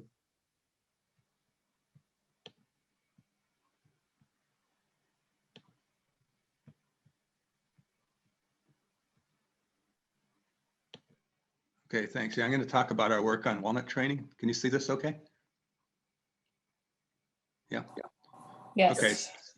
Yeah, so we started this walnut training research about 2004. I actually started trying about 2002, but it took me a couple years to get the people at Nichols Soil Lab to allow me to put in this trial because they said that walnut trees wouldn't grow if you didn't prune them. So we started this initial Nichols-Howard training trial in 2004. It ran till 2010. John Edstrom and I started that trial. He was the farm advisor in Colusa County and the director of Nichols at the time. He's since retired. And then the Nichols-Chandler training trial was started in 2009 with Carolyn DeBuse and Janine Hazy and myself, also at Nichols Soil Lab. And then we've done these other 12, I guess, grower trials or with farm advisors in different counties over the years. So I'm going to mainly just talk about the first two, but we've done a total of 14 trials, 5 in Chandler, 3 in Howard, 2 in Ford, 2 in Solano, 1 in Tulare, and 1 in Livermore. And this is the Nichols-Howard trial was started after the second growing season, or after the second growing season had been completed. So scaffolds had already been selected. So the trees were at this stage when we started the trial. We had 4 treatments. Treatment 1 was unpruned and no fruit removal. I'm not going to talk about these fruit removal treatments, but we also had the pruned and unpruned treatments where we removed all the fruit when they were about a 1/4 inch or less in diameter. Basically, the results of that fruit removal were that when we removed the fruit, the trees grew about 5 to 10% faster, but we never made up that lost crop that we lost from taking those fruit off. So the other pruning treatment was treatment 3 on here, which was removing 1/3 of the previous season's growth each season until the tree filled in its allotted space. This is the layout of the trial at Nichols Soil Lab. It was replicated 5 times with 16 or 12 trees per rep. And this is what the trees looked like at the end of the first season after treatments were imposed. The graph in the middle shows the cumulative yields, and you can see there was no significant difference between the unpruned on the left and the pruned on the right. Then in March 2005, this is what the trees looked like, and the yields you can see were again similar. 2006, again, the yields were similar, very slightly higher in the unpruned, but not significant. 2007, again, the yields are similar. 2008, the yields are again similar. And then 2009, you can see the trees starting to look somewhat different now, the structure, although they're getting more similar as time goes on. I guess they look different early on and then they gradually become similar towards the end. This is in 2010, the last year we collected data, I believe, and you can see the cumulative yields were similar. This is what the trees look like in 2011. And then this just shows one unpruned Howard tree growing, and you can see how it grew over time without pruning. There's no problem in getting trees to grow without pruning, but there are a few issues that I'll talk about later that we've had with these unpruned trees. So in the Howard prune versus unpruned trial, after 8 years of treatments, there were no significant differences in tree size, midday canopy light interception, cumulative yield, percent sunburn, and nut quality, except we had significantly more large nuts in the unpruned in 1 year. We generally have a slightly better quality in the unpruned treatments, but it's rarely significant. We tend to get a little bit more consistent nut size because we're not generating those random shoots that shade out different areas in the canopy when we prune. And the results of this trial are available in this publication. In California Agriculture in 2015. Howard walnut trees can be brought into bearing without annual pruning. Now, after we did that trial, a lot of farm advisors and growers said, well, that works on Howard, but it won't work on Chandler. So we repeated this work on Chandler at Nichols Soil Lab. Orchard was planted at 15 by 22 feet. I wanted to plant in a square planting. I probably would have planted at about 23 by 23 or 24 by 24 feet. But the managers wanted to plant it more in a hedgerow configuration. They were planted in 2008, nursery budded Chandler on paradox rootstock. The pruning treatments were imposed in 2009, and these are the treatments. There was a heavily pruned treatment, a minimally pruned treatment, and a no heading, no prune treatment. And these trees were planted, 2-year-old nursery grafted trees were planted and then grew up a central leader. So this is what they look like. They were cut off at 3 to 5 buds at planting and then grew up a leader. And this is what they look like at the end of that first season. And the heavily pruned trees were cut back more severely than the minimally pruned, and the unpruned were we only removed in-season branching points on that treatment. This is what the trees look like following the second leaf. You can see they look quite different. This is after they were pruned. This is the heavily pruned in the upper left, the minimally pruned in the upper right, and the unheaded unpruned in the lower left. And these are the yields. We had significantly higher yield in the unpruned trees. Unlike in the Howard trial, we never really had significantly higher yield, maybe in the first year, but here we had significantly higher yield until the third leaf. You can see here we had higher yield in the unpruned versus minimal versus heavily pruned. I readjusted the scale to the maximum, so that's why these bars got so much lower. Then following the fourth leaf, we no longer had a significant difference, but we still had that same trend in yields with the highest yield in the unpruned treatments for the cumulative yield. This is what the trees look like, heavily pruned, minimally pruned, and unpruned. This is what the trees look like in 2014, and this is the 13, 14, and 15 yield. So you can see in the 5th, 6th, and 7th leaf, we still had that same pattern with the higher cumulative yield, although not significantly higher in the unpruned trees. And this is what the trees look like at the end of 8 years. This is the cumulative yield for the heavily pruned. Now it's on the left is 13 tons per acre and just over 15 tons per acre cumulative on the unpruned trees. Now, we didn't have a lot of breakage in this trial. In fact, all the breakage we had was in the minimum prune treatment. We didn't have any in the heavily pruned or in the unpruned treatment, and we still haven't broken any branches in those treatments. Most of this breakage occurred in the third leaf or so, right at the point where these trees were growing really aggressively in response to that initial heading cut when they were first cut at the end of the first season. This just shows the trend in yields. You can see the unpruned always had the highest yield from the beginning on. Then the minimally pruned was in the middle and the heavily pruned was the lowest. Now, one of the other interesting things we found in this trial was that in the third leaf, and we found the same result in a lot of our trials, that is the trees tend to be smaller in terms of light interception. This is the PAR interception measured with our mobile platform light bar. You can see in the third leaf, these unpruned trees were significantly smaller. They were intercepting about 25% or so of the light, and the pruned and the minimally and heavily pruned were nearer to 40%.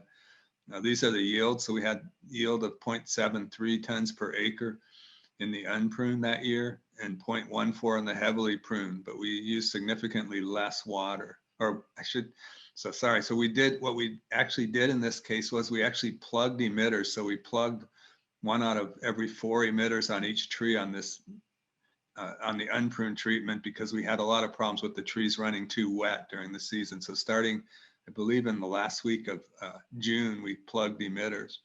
So these actually got less water. And this is the estimated amount of water we need in those treatments versus these in that year, based on the canopy size and our other work on how much water you need to support a given amount of canopy.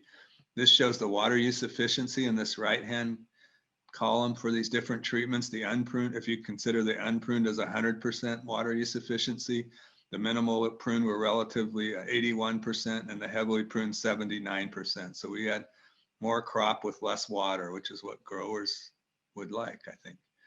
And this shows the midday stem water potential during that season. Remember, I said in late June, we cut 1 of every 4 emitters off on this unpruned treatment, but it still ran wetter than the baseline later in the season. So we may have actually had some negative effects of these wet conditions. So if we were managing this orchard just for these trees, we could have irrigated significantly less. This shows why you get that increased water use in the prune trees when you make these pruning cuts down in here. You generate these long whippy shoots that are not productive the first year, but they intercept light. Whereas in the unpruned trees, you're not generating those shoots in the third leaf. I talked about this previously, but I'll mention it later. But in the unpruned trees, these trees tend to grow in alternate years. So they only put on the preformed leaves in about 6 inches or so of growth or less in the off year. And then in the alternate year, they put on neoform growth and put on a meter or a yard or more of growth. Now, one of the other things we found is that if you can generate a central leader tree, your light path to the center of the tree is a lot shorter. And these trees tend to shade out a lot quicker. In the heavily pruned trees, we had shading already, dieback of these lower positions and quality issues in these lower nuts by the 3rd or 4th year, whereas it took till the 6th or 7th year to see that problem starting to occur in the unpruned trees. And this just shows what I was talking about. These shoots are 1 year behind in development. So these long shoots that grew in response to the pruning cut, you can see on these unpruned trees, these shoots had this cross branching, and each of these positions can potentially produce 2 nuts. And so we have a lot more production on these long shoots. You only have the potential for 2 nuts. In our experience, usually those nuts get out-competed by the vegetative growth, and these nuts are frequently shriveled in these positions on these pruned trees. And then in the unpruned trees, the next year you'll get this elongation growth. So 1 year you get the elongation, and next year you'll get this cross branching, and then the 3rd year you'll get this elongation growth. This shows that same information with pictures. So you can see here where you got this elongation growth on these unpruned trees in 2007. Then in 2008, you just got all this cross branching. And then in 2009, you again got this elongation. So I think this is one of the reasons why growers have pruned walnut trees traditionally, is because when they see this happen, they think these trees have stalled out. In fact, that's what a lot of the farm advisors told us in this trial when we started, is that all these trees have stalled. You're going to have to prune them or they're not going to grow. Now, the other difference, if you can get a central leader type configuration, is you have a lot less wind loading. This shows the wind speed as you go up away from the surface. The wind increases. So in these heavily pruned trees, you have a lot more force with the wind up high on the tree, and these tend to have a lot more problems in the wind.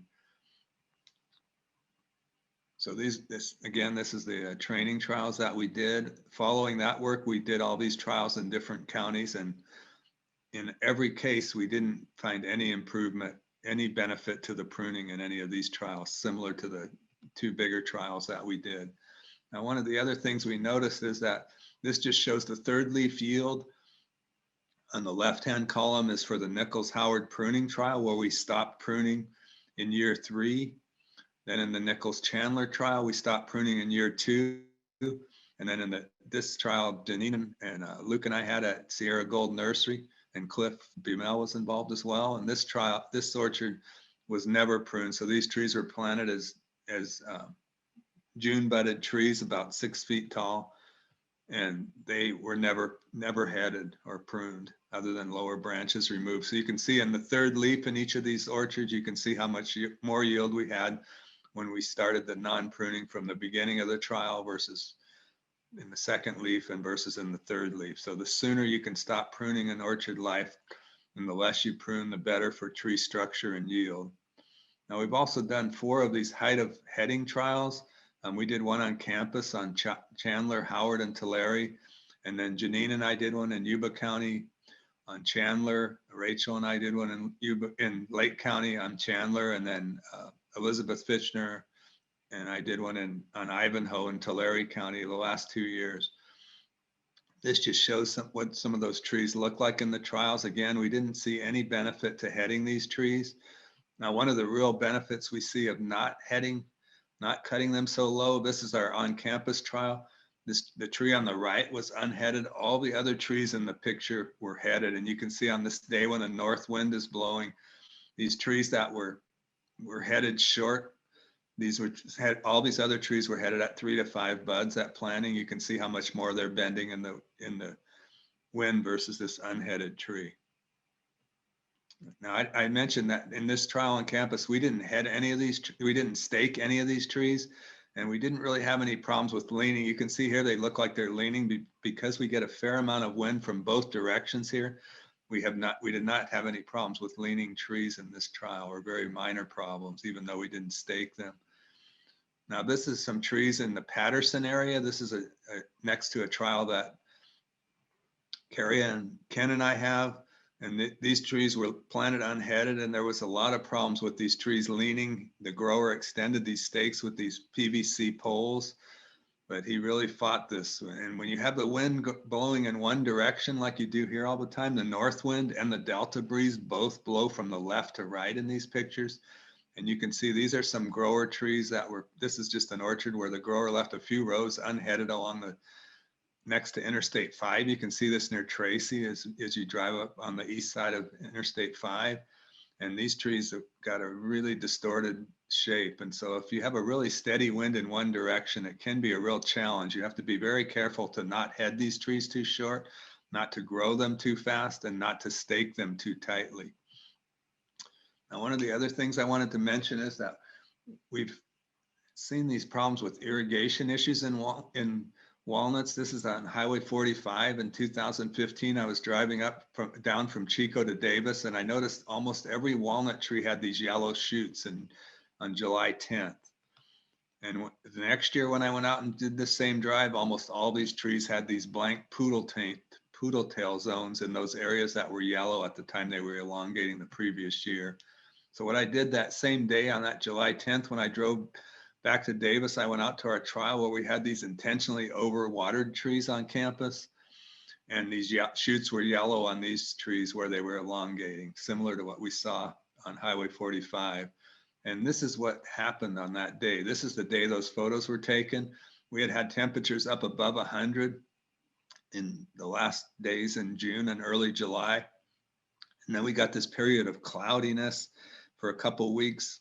Temperatures dropped dramatically. And those pictures were taken on this day. So these growers were irrigating very heavily here because of the hot weather, and then it got cooler, and either they kept irrigating or they had irrigated enough that these trees were too wet by the second week in July. This shows those trees on campus. You can see these shoots are yellow in 2014 from being excessively wet. And then that fall, when these trees defoliate, these areas defoliate first that were too wet. So when you see these areas defoliating early in the fall, that means they were too wet at the time those shoots were forming. And then this shows what happened in 2015, the following spring. You can see this is 2014, that zone that was yellow, and that zone is blank the following year. In walnuts, these buds rarely push out a year later, and in pistachios, we'll see those buds push out a year later, but almost never in walnuts. This also is one of the other things we observed in the trial on campus where we intentionally over-irrigated. These trees that were over-irrigated, defoliated about 7 to 10 days earlier than the trees that were watered. These trees were kept about were irrigated at about 2 bars below the baseline, and these trees were kept about at the baseline for the whole season. So when you see trees if defoliate in your orchard, some areas defoliate earlier in the fall, that means those trees were likely too wet during the previous summer. And this is some of the symptoms we saw of overwatering in these trees on campus. You can see these this tip burn, leathery leaves, distorted leaf margins, these purple veins. These leaves, if the trees are too wet, just as the leaves are emerging, you'll frequently get these distorted leaves, and then you get this bronzing and various other symptoms, versus this is a normal leaf taken the same day. So you can see that there's a lot of leaf symptoms that occur from overwatering. This just shows a few pictures, a close-up of this tip burn that occurs just as these leaves are unfolding. If these tips are touching, you'll frequently get this browning. You'll also see browning on the flowers when they're too wet. And then this is some of the distorted leaves, more distorted leaves. And then this is some of the yellowing and bronzing. And then this is the purple veins that we see in trees that are excessively wet. And then I think, by the way, I think this purple veins occurs later in the summer. All those leaf symptoms that we saw earlier occur from earlier wet conditions. And then this bronzing is very common, and this leathery appearance on trees that are too wet. We also did some following up on these trees that were leafed irregularly in 2014, our trial on campus. We had a very warm, sunny January, and we got almost no bud break on the south side of these trees. In this diagram here, you can see on the north, about 20 degrees to the east of north, we had the longest shoots, and 20 degrees to the west of shoots, 20 degrees to the west of south, where this hottest shoot temperatures occurred during that January temperature, we got almost no bud break. And this is those trees a few years later, and you can see these trees still have that blank zone there. They never grew out buds in that area, but the trees compensated by these shoots bending around from the other side. So trees are quite resilient at compensating for these problems. We frequently see problems in the third leaf. By the fifth or sixth leaf, you rarely see those problems. This is some of the irregular leafing we saw in 2015. These are trees down in David Dawes County, and you can see we had a lot of these blank zones. This grower headed these trees off in late May or early June, and you can see he panicked because of these lower blank zones. Actually, he left some trees in the back of the orchard unheaded, and they actually grew out okay eventually. But he ended up pruning these trees, and they were heavily pruned from that point on, and they grew into a normal orchard, but it set it into a pattern of having to prune it heavily for 5 or 6 years. This is an orchard that Catherine and I did a farm call on in Yolo County. This orchard was left unheaded, and he had a very top-heavy trees. He had a lot of breakage. He also had a lot of these blank zones, so he went in and did a lot of this notching, and this ended up being fairly successful. I think something like 30 to 40% of these buds pushed out when he notched above them the second year. And then he also went in and he thinned some of these upper branches in the orchard. I took this picture in the late fall, and you can see this orchard looked okay by the time it came around to fall. This is another orchard that Luke and I went on a farm call in Glenn County, and this orchard had a lot of broken, well, the grower extended these stakes with a lightweight PVC, and these things snapped off, and these frequently bent the trees over. So all these broken PVC pipes caused more problems. It probably would have been better if these had not been extended. They were also tied quite tightly, so these two problems combined created some problems. I just took this picture yesterday in that orchard, and you can see these trees look okay now. They pretty much grew out of it after we removed all those PVC sections and fixed those broken off pipes. This shows a Tulare tree in the fourth leaf that's heavily pruned on the left, moderately or minimally pruned in the middle, and then unpruned on the right. So you can see the difference in the structure, and you can see right here how much more production there would be in this unheaded, unpruned tree versus the heavily pruned tree. This would have essentially no production at this age. This might be producing 2 tons per acre. And this is a 4th leaf guard tree where we had all those blank zones in that orchard, that picture that I showed you earlier. This tree was, the following year, we had a lot of the lower blank zones because of the fact that those trees were painted. This tree did not get painted, and you can see that it leafed out perfectly uniformly. So you have to be a little bit careful when you paint these unpruned trees. I would suggest just painting a stripe with a roller down the southwest corner of the tree so that you're not preventing the buds or slowing the bud emergence on the other sides of the tree. And this is just an unpruned tree I found near Winters. I don't know this grower, I was just driving by, but this is a pretty nice unpruned. I think it's a 5th leaf tree. It looks like it hasn't been pruned. This is a grower unpruned 5th leaf tree in San Joaquin County. See, it made a really nice tree. This is a Chandler on VX211. This is some of the Sierra Gold trees I talked about. I showed that slide earlier that from the trial that Janine and Luke and I have, that Sierra Gold nursery. And these are really nice looking unheaded trees as well. We've seen almost no breakage. I think we've broken 1 or 2 branches in this orchard as far as I know. Now this is a trial that Danny Lytle and I put in at Chico State University. These are unheaded Solano, unpruned Solanos at 6 years of age. You can see they made nice trees. I took these pictures again yesterday, unfortunately in the rain, but and then this is the Chico Chandler trial right adjacent to that Solano trial. We also had Chandlers that were unpruned, and these also made nice trees. Now Janine and I had a trial in Fords earlier at Chico State University, so I went and took some pictures of what these unpruned Fords look like now at 11 years of age, and you can see they made a really nice tree. So we see very few problems in these unpruned trees as they age. I get this question from a lot of growers, which is why I went out and took these pictures yesterday. These are the Nichols Chandler unpruned trees now at 13 years of age. I took these pictures again yesterday before it started raining. And you can see these are nice looking trees. They're starting to shade out in the lower canopy because this is such a dense hedgerow planting, but they still look pretty nice. And then this is the oldest unpruned trees we have in any of these trials. These are the Nichols Howard unpruned trees at 17 years of age. Again, these pictures were taken yesterday, and you can see they still look good. So the conclusions are that walnuts are resilient, and you probably don't need to prune them much, if at all. And big is not necessarily better when you're planting bare root trees. We've seen a lot of problems when you plant really large bare root trees, and especially when you then cut those down to 3 to 5 buds. That acts just like a severe pruning cut, and you get really rapid growth, and you see a lot of these distorted leaves and problems with blank zones. If possible, plant unheaded trees and prune as little as possible.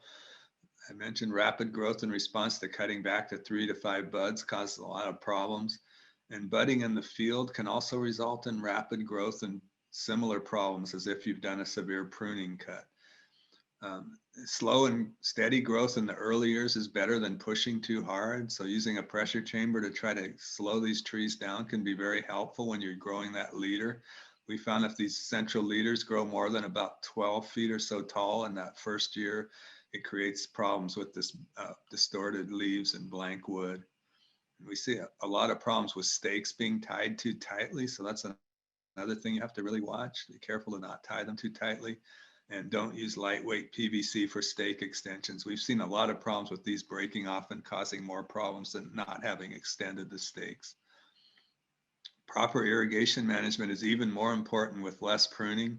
Unpruned trees generally need less water, especially in the 3rd leaf, but probably in the 1st through 4th or 5th leaf, they need less water generally. And irrigation related problems show up more rapidly when trees are not pruned. You sort of distort that a little bit when you prune because you always regrow what you cut off, and it looks like it's growing okay in the springtime frequently, even if conditions are too wet. So after 15 years of data collection on pruned versus unpruned trials, we've yet to find an advantage to any pruning cut during the orchard development phase, except removing branches that are in your way. Some of the pruning related problems we've seen is we tend to see slightly worse quality and size for pruned trees, more scaffold breakage, especially in the years after the pruning stops. Usually the 6th or 7th leaf after you've stopped pruning, then you start really seeing breakage.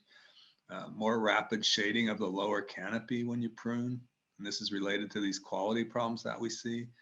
Lower water use efficiency in prune trees for years 1 through 6, and lower economic returns for years 1 through 6. I also wanted to thank the California Walnut Board and Diamond Foods for supporting this work. And if there are questions, I can look at the chat. Thank you very much, Bruce. We do have several questions that I can read for you, and we'll try to work through them quickly. First, a comment: I find that 12 plus tons per acre a little far-fetched, being as we normally see 3 tons an acre. Yeah, sorry, that was the cumulative yield. Thank you. Up to that point, yeah, we saw at the highest yields we saw in that orchard were about 3.5 tons per acre, I believe, maybe close to 4 a few times in the Chandler pruning trial. And that our best orchards can produce about 4 tons per acre, sort of in the years 8 through 12, and then generally it tends to drop off after that. Next comment is: my experience with Howards on good soils is that they'll destroy themselves with breakage, both limb and tree splitting, if left unpruned or minimally pruned. Nichols Ranch must not have soils that would be considered vigorous. Nichols Soil Ranch has class 2 and 3 soils, I believe, so they're not real vigorous. We did see a little bit of breakage in the Howards in the 2nd and 3rd leaf, but we saw worse breakage in the prune trees a year later. So, but yeah, Howards are very prone to breakage. We've had some grower orchards with severe breakage in Howard. In fact, we've had whole orchards removed because of we had a grower years ago, John Edstrom and I worked with the grower up near Princeton and Colusa County, and his consultant told him he was pruning too hard. So in the after the 3rd leaf, he stopped pruning. Sorry, this was a Tulare orchard, and the orchard just broke apart and they had to tear it out. You couldn't even walk through the orchard. So we don't recommend drastic changes from pruning to non-pruning. If you started out with pruning, if you're gonna go to a less intensive pruning, you should do it gradually.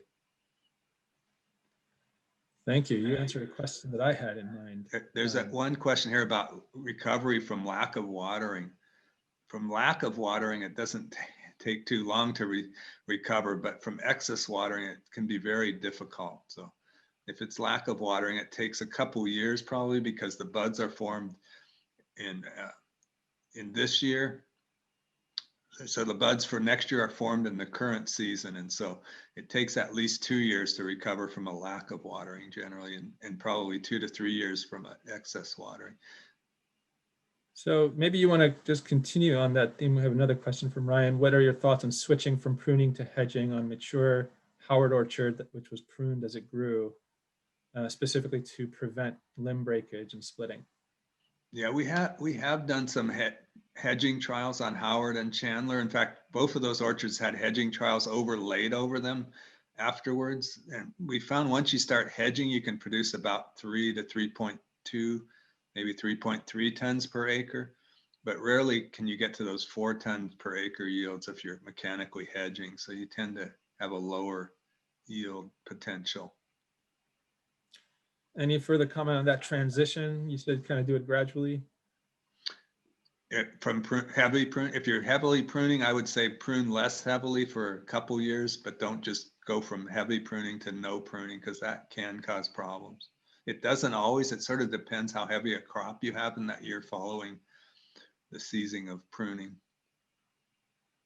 Great. And maybe quick. Let's see, how much time do we have here? Oh, we still have a few minutes. Any comment on when lower branches should be removed when doing unpruned? Yeah, we found that it's better to remove them early on. We left a lot of branches in that Howard trial, and we fought those forever because we couldn't see the trunks for the to get shaker access to the trunk. And so, yeah, I think it's better to remove them early and cut them all the way back. Don't head them, because if you head a branch that's in your way in the orchard, it only delays the problem for a year or so. There was a question on there about fertilizer. That fertilizer was just done by the managers at Nichols, so pretty much a standard fertilizer regime. I don't remember the exact numbers. Can you discuss conclusions about optimal orchard spacing? That might be a whole different talk, but maybe you can make a. Yeah, so my personal opinion is that square plantings are much better. I would not ever plant a walnut in a hedgerow planting. I think you're always better off planting in a square planting, but the distances vary depending on your vigor of your soil. In fact, the Nichols Chandler trial, I think when I was there yesterday, I would say if those trees were planted at 24 or 26 by 26, they would be perfect right now. We wouldn't have all the shading issues that we have in that orchard. We have a lot of lower dieback because of shading in that orchard. So I like a traditional planting somewhere between 22 by 22 and 30 by 30, or even a little wider if you have a really vigorous soil and variety. And just a little further comment from another question. Does the plan not to prune, would that come into calculation with how you plan spacing? It doesn't make much of a difference in the long run. The trees all end up the same size. So I would say that probably doesn't really play into the spacing. Okay, one last little question. Does frost damage cause trees to leaf out later? They certainly can, yeah, or they might not leaf out at all if it's severe frost damage.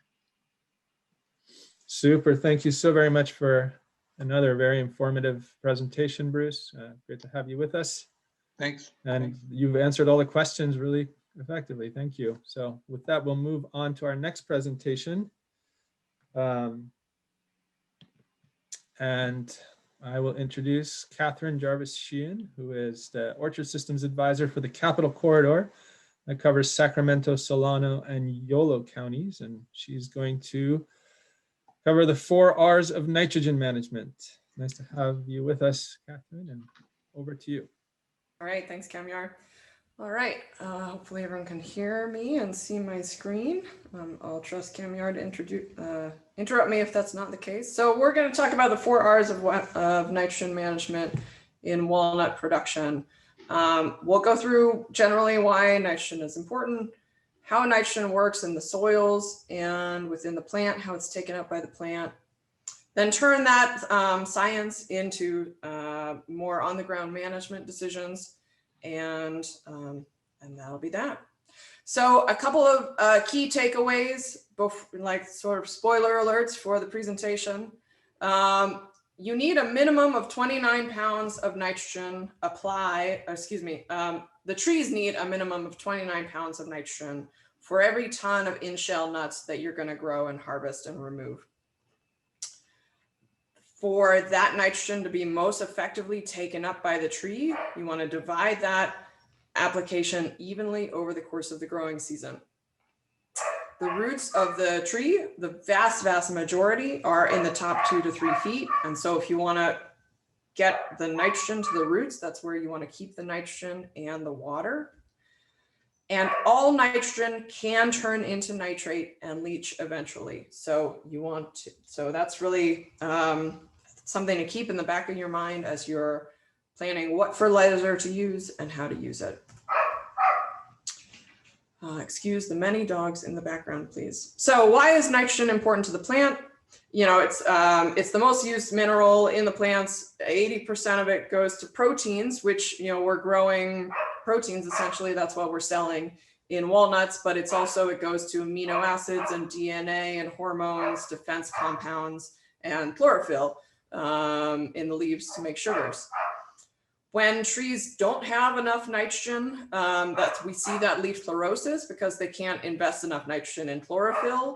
It can limit their growth. But what we see far more often is excess nitrogen and the symptoms of excess nitrogen. So we get excess vegetative growth.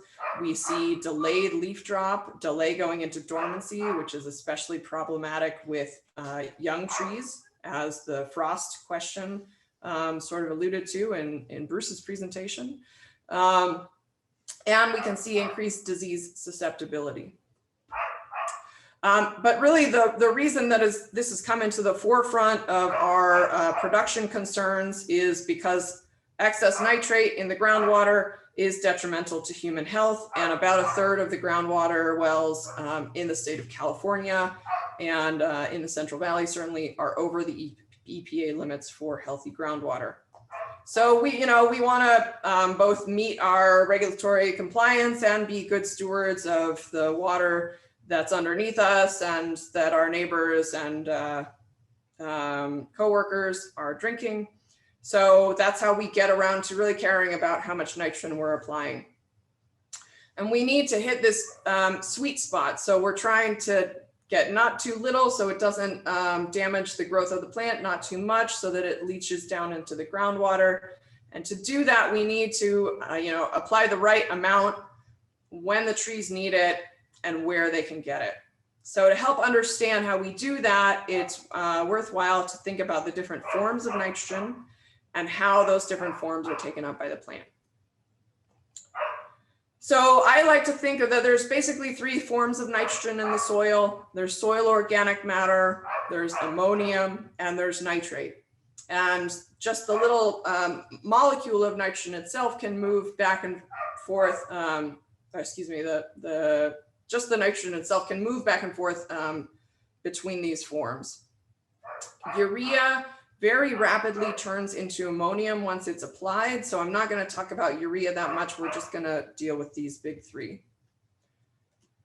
Okay, so soil organic matter has nitrogen tied up in organic molecules. And that nitrogen is not readily available to the plant. I think of this as sort of a nutrient storage vault or a nutrient savings account that you get a little bit of return on your investment every month. But it's not a big oomph of nitrogen for the tree. Ammonium is one of the forms that roots can take up. Ammonium is positively charged, and that matters for us because it can stick in the soil and it can stick around for longer for the trees to be able to access it. Nitrate is the other primary form that roots take up from the soil. And the trick about nitrate is that it's negatively charged. And so that means it will not stick into the soil and it can leach easily from the root zone into our groundwater. All right, so how do these things interplay? Soil organic matter degrades into the nitrogen, and that degrades into ammonium. In California soils, this happens over the course of weeks to months. And this is a microbe-driven process. So this is a photograph of a real microbe from a lab at UC Davis. I hate not being able to hear whether people are laughing at that joke or not. Probably not. So because it's a microbe-driven process, the rate at which it occurs is sort of as with other biological processes. It happens faster when it's moist, when it's aerated, so it has oxygen, and when it's warm. And the other trick is, if you're applying an organic matter amendment, like a compost, it's very important the percent of nitrogen relative to the percent of carbon in that compost or in that organic matter. That nitrogen can either be tied up in the soil organic matter if it's less than 2% nitrogen, as a rough rule of thumb, or it can be made available as ammonium. All right, so we've got nitrogen from our soil organic matter that can become ammonium. And then from there, ammonium can turn into nitrate. We call this process nitrification. It is also a microbe-driven process. And so it is really quite temperature dependent more than anything else. Ammonium turns into nitrate in a matter of days to weeks. So a much faster process than the soil organic matter to ammonium process. In California soils, it's important to keep in mind that if ammonium is not taken up, and really most nitrogen, whatever its form, can eventually turn to nitrate and leach into the groundwater. So when I say temperature-driven process, what are we talking about here? Well, each orchard will have its small particularities, but broadly speaking here, we have on the bottom of this graph, the number of weeks after ammonium has been applied. On the side of the graph, the percent of ammonium that is nitrified and turned into nitrate. So we see that when, and this is in the top 4 inches of the soil, when we see that when the temperatures are in the range of 50 degrees, that's a pretty slow process. When it's 75, that's a much faster process. So in the middle of the summer, at 2 weeks, we can get 100% of that ammonium applied turned into nitrate. For the most part, in the top 4 inches of the soil in the Central Valley, from May to September, that little bubble there shows you the range that our soils are going to be in. So if you apply pure ammonium fertilizer, 2 weeks later, about 60% of that will have turned into nitrate if it hasn't been taken up by the tree, and will be susceptible to leaching. Okay, so I know that this might sound like I'm like some conspiracy theorist, like really stuck on this nitrate thing. I keep coming back to it, but it's really the reason that we've started caring so much about this fertilizer management, nitrogen management. Yes, we want to save money too, and not apply more than we don't need, but it's really that protecting our groundwater resources that's at play here. So just keep in mind, as your whichever form of nitrogen you're applying, remember that it can all turn into nitrate eventually. And so we really want to be targeting the need of the crop, where and when it can take that nitrogen up. Okay, so let's get into that uptake then. Important things to know. Nitrogen uptake is regulated because the trees use energy to take up nitrogen, and there are transporter bottlenecks in the process. So if we kind of imagine, one big root here, ammonium has to turn into amino acids as it gets taken up into the roots because it's toxic. Anyone who smelled a baby diaper or some Windex knows, like, that's a really strong substance. So it takes energy to turn ammonium into amino acids. So the tree's not going to just take up lots and lots more ammonium than it needs. Nitrate has to be actively transported into the trees, into the roots. This is also a process that requires energy, and thus the tree's not going to spend a bunch of energy if it doesn't need to on this process. So the takeaway here is that trees will limit nitrogen uptake when it's well beyond the needs of the crop. You can squeeze some more in there that's beyond what it really needs, but there's a real diminishing return to that. To sort of illustrate this point again, so we have here in this graph nitrate concentration in the fertigation fluid. This was in a tank growth setting, but nitrate concentration on the bottom, nitrate uptake rate on the side, and we see that, okay, the trees have a couple of different ways of taking up nitrate. There's these high affinity transporters that really go after it and really find all the nitrate they can. Nom, nom, nom, nom, nom. But that's at really low levels. When we get into these higher concentrations of nitrate, and just for illustration purposes, really, we're just on the very far end of this graph when we talk about how much nitrate is in a typical fertigation event. As that nitrate increases in the fertigation fluid, less and less of it is getting taken up by the tree. You can see that we reach this plateau level there on the top of the graph. Here, I keep gesticulating with my hands like you guys can see. So my mouse here, we reach this plateau level at which more nitrate applied does not equal more nitrate taken up, okay? And when we're fertigating, we're usually beyond that point. So there's a diminishing return point at which you just can't shove more nitrogen into the plant. All right, so there's lots of different forms of nitrogen in the soil: soil organic matter, ammonium, nitrate. Soil organic matter is sort of the storage vault. or the trust fund of nitrogen, you could say, if you've ever been lucky enough to have one of those. And so you get a little bit out, or the retirement fund maybe. You get a little bit out in a slow drip, but it's not a big delivery like an ammonium or a nitrate-based fertilizer that you would apply. Trees take up nitrogen as ammonium or nitrate. Nitrate does not stick in the soil. Nitrogen uptake, whether as ammonium or nitrate, requires energy. It goes through transporters.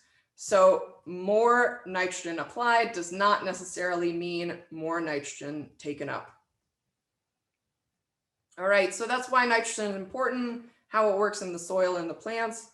Let's get into the sort of where the rubber hits the road, or where the rubber hits the soil, into management here. So the 4 R's of nitrogen management, the big title of the talk. You've probably heard us talk about this before in one place or another. 4 R's are applying nitrogen in the right rate, applying at the right time, applying in the right place, and using the right source. Now it's really definitely cheating here that we just put right in front of all these things, and that's why it's 4 R's, but we are scientists, we are not marketers, so please forgive us. So nitrogen management in general with these 4 R's, applying at the right rate is about, these trees regulate nitrogen uptake, and so we don't want to put on more than they need or they won't really take it up. Applying at the right time, again, comes back to that regulated uptake. So applying it when they need it will ensure more of it is taken up. Applying in the right place, it's really just keeping in mind that it's the roots that are taking up this nitrogen. So we need to keep the nitrogen where the roots are. And using the right source, there's no one perfect answer for every orchard in California for this. But again, it comes back to keeping that nitrogen source where the roots are. And so thinking about your soil type, your irrigation setup, and how your source can interplay with those factors to try to keep the nitrogen in the top 2 to 3 feet of the soil where the roots are. All right, so let's dig in a little more. When we say apply at the right rate, we're matching the supply of nitrogen with the tree demand. Remembering the nitrogen uptake costs energy, and so trees will minimize that uptake once demand is met. And when we talk about supply, we're not just talking about what you buy from your supplier in terms of synthetic nitrogen, but we're also talking about any organic N that's already in your system, in your soils, cover crop, compost you're applying, as well as nitrate in your groundwater. That's free nitrogen fertilizer that you're getting and needs to be included in your accounting. Okay, so we're matching supply to demand here. We're doing this sort of nitrogen checkbook accounting. So making sure that the cover crop, manure and compost, the nitrogen in the irrigation water, and the commercial nitrogen fertilizer, that this matches what is being harvested in the nuts, the husk, the hulls, pruning, whatever's removed from the orchard.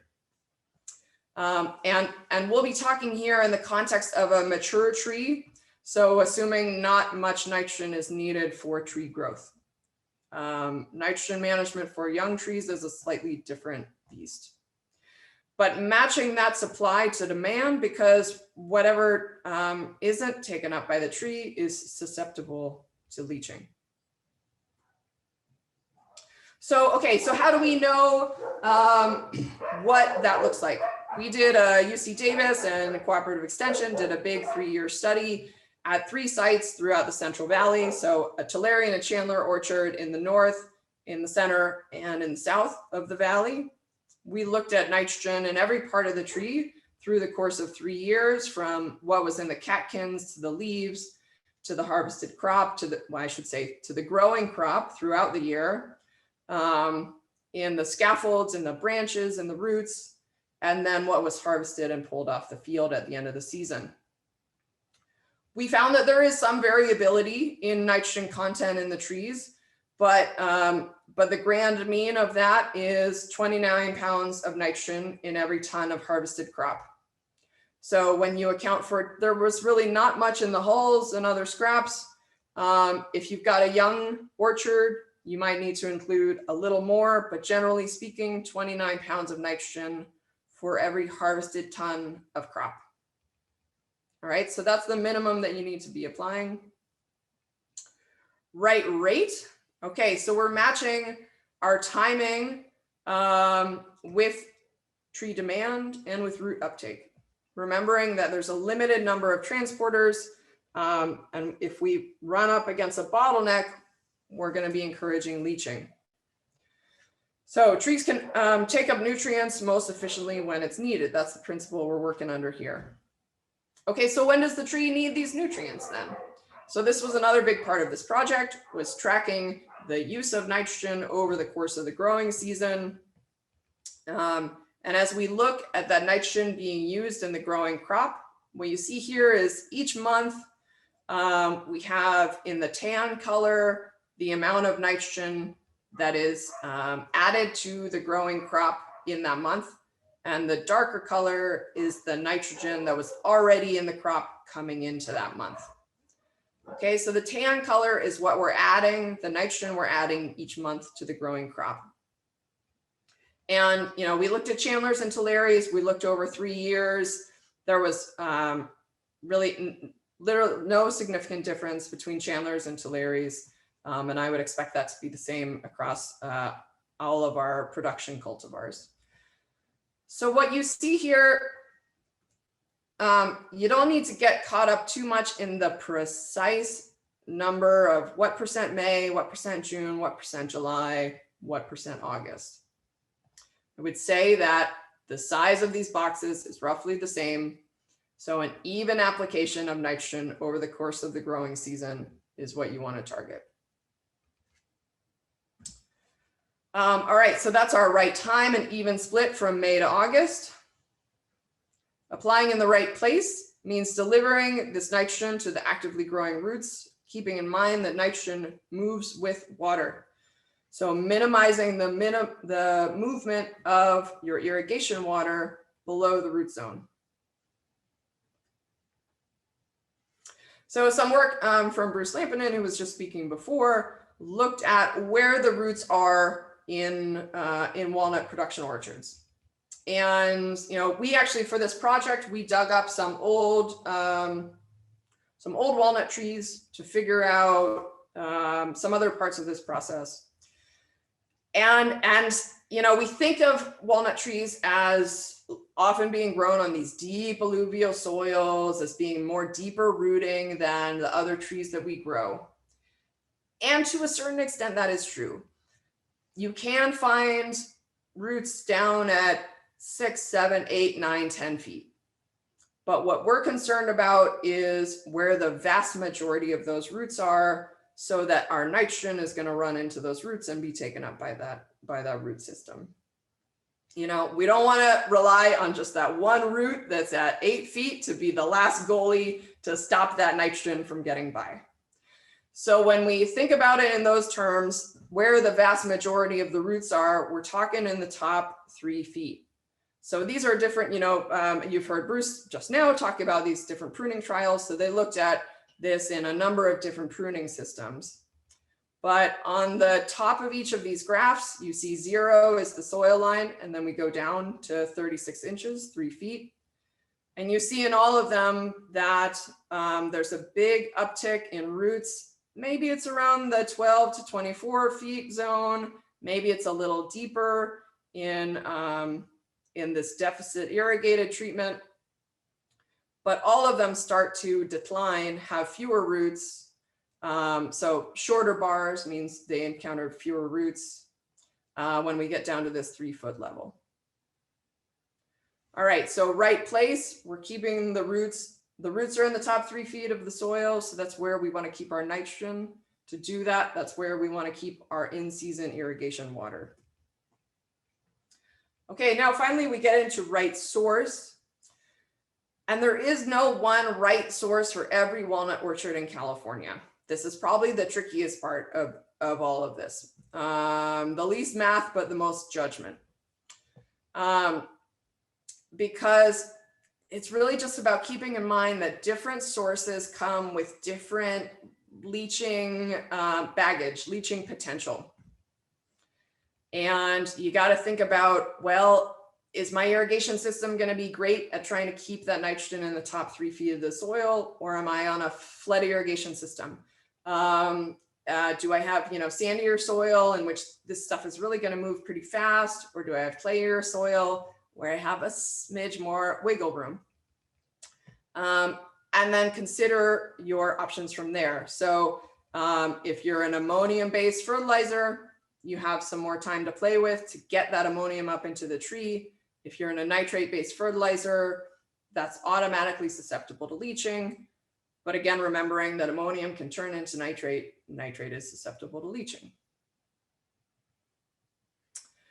All right, so when we think about our right source, thinking about the nitrogen leaching vulnerability of our different sources and how that interplays with the other things going on in our orchard.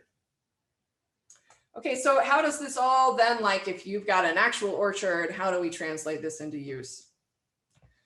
So let's say you've got a mature orchard. This year, conditions look good, or at least average.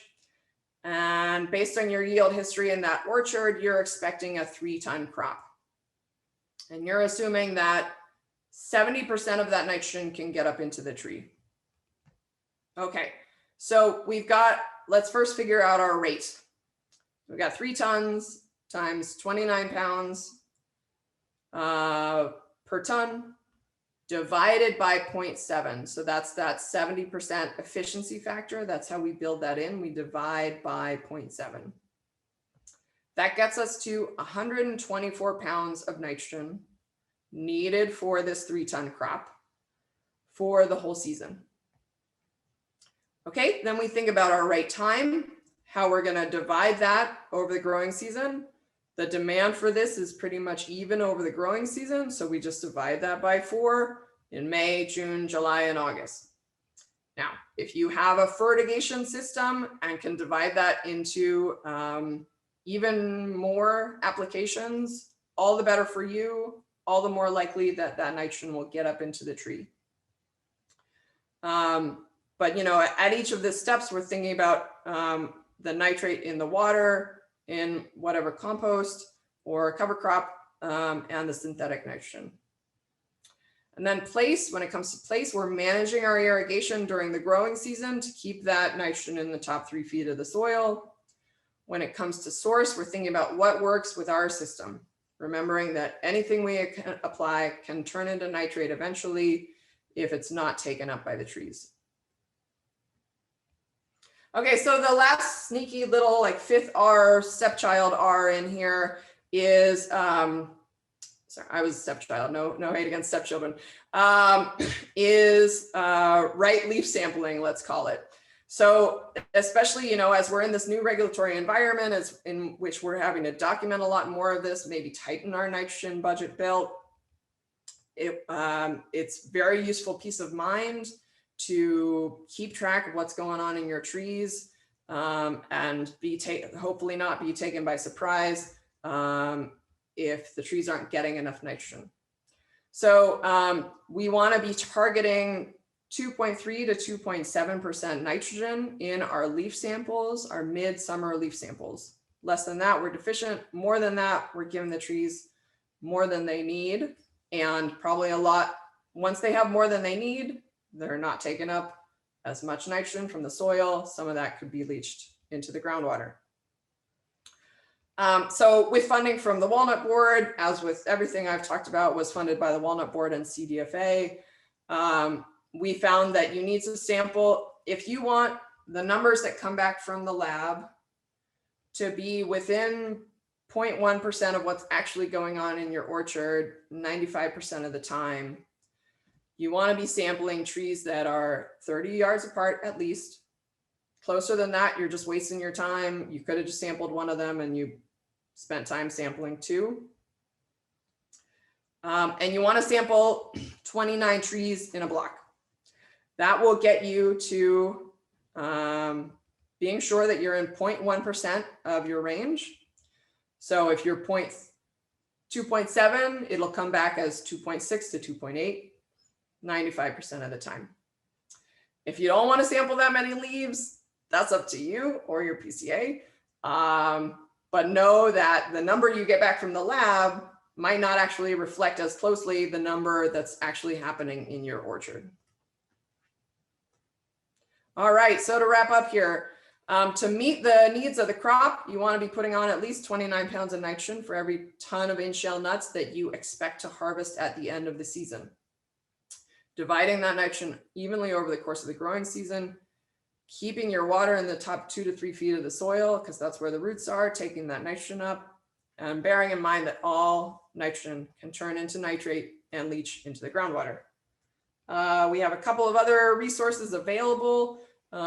This guide to efficient nitrogen fertilizer use in walnut orchards. You can just Google that title or that number there, and I'll drop it into the chat when we're done here. It's a nice handy little pamphlet. This has all been funded by CDFA and the California Walnut Board. So thanks to everyone who contributed to that. And that's the show. Thank you very much, Catherine, for a very thorough but accessible, I think, presentation. We're going to run into some questions. We have many questions that hopefully we can answer. I'm going to work backwards and just a couple of questions from Bob Beatty in particular about nitrogen use efficiency. Said that Patrick Brown's research suggests only about 50%. Is there a risk for deficiency of going with a 70%? Do you want to comment further on the nitrogen use efficiency number? Yeah, so the 50% is, I would say, is around, if you're applying twice a year, which was the way that we were often doing it, and still in many situations are, because we got a solid set sprinklers and we've got a broadcast. A big wallop in May and a little bit to top that off in July, that's going to get you 50% nitrogen use efficiency. If you can spoon feed these things a little more, follow the 4 R's more closely, dividing that over the course of the growing season into at least 4 applications, that will get you much closer to that 70%. So while yes, historically 50% has been the NUE for walnut production, that's not where you can get if you're following these 4 R's more closely. And frankly, like that's just not going to fly with regulators moving forward. So we need to be following these 4 R's more closely to hone in closer to that 70%. Super, highlighting the interrelatedness of these practices with the numbers. Several questions, again, just kind of wanting clarification around that 29 pounds per ton number. Comment that in-shell is 29 pounds per acre, but range is 28 to 47. Please clarify. And then another question about 29 pounds per month or divided over several months. So can you kind of clarify the relationship between that 29 pounds and the division over time and how much range and how? Sure. Yeah. So in our trial, we looked at a very broad range of nitrogen grower practices. Some growers were really honing in pretty tightly on that 70 to 80% efficiency, and some were applying about 300 pounds per acre and working in around a 40% efficiency. So the more nitrogen you apply, you can get closer up to that plateau point and shove more nitrogen in there, but you end up with a whole lot more nitrogen that's left around in the soil and not being taken up.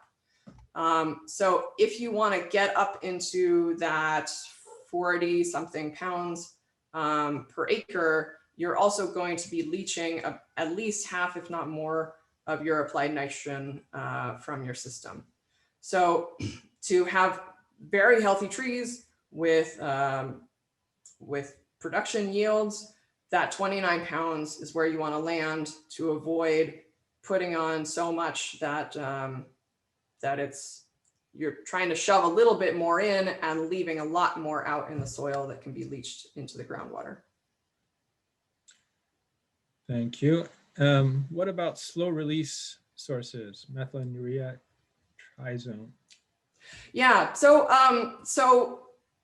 certainly, I think in a lot of folks with younger trees are looking at that as a solution. That is from a science perspective, that's a great solution to not make this nitrogen as readily available to leaching through slow release fertilizers. But I think for a lot of growers, just the economics of that don't pencil out yet. So yeah, thanks to this person for bringing that up.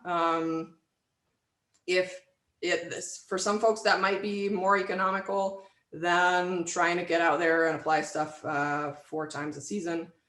So that's another thing to consider. Another question, are you experienced with in-season tree sap nitrogen monitoring versus leaf analysis? I'm not. I would say that generally in the perennial cropping systems, I think leaves are a more reliable way of monitoring nitrogen status in our plants because we also have some nitrogen coming from the perennial storage. And it's not quite as straightforward as a story of, as we have in annual plants where it's just coming up and going where you need it and then pooping out at the end of the season. Thank you so much, Catherine. And we're out of time for questions, but there are several in the box still that you may try to answer directly if possible. Sure. But thank you very much for that informative presentation.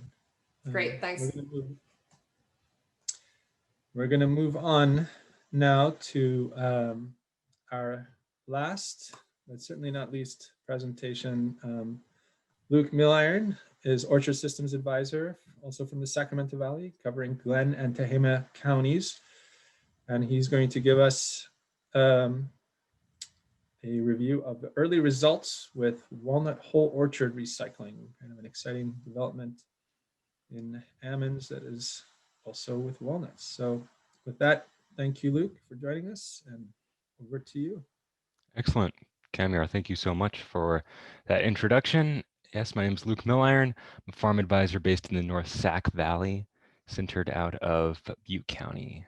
I'll be talking about whole orchard recycling. So, of course, if you want to get in contact with Cooperative Extension, you can always contact your local farm advisor.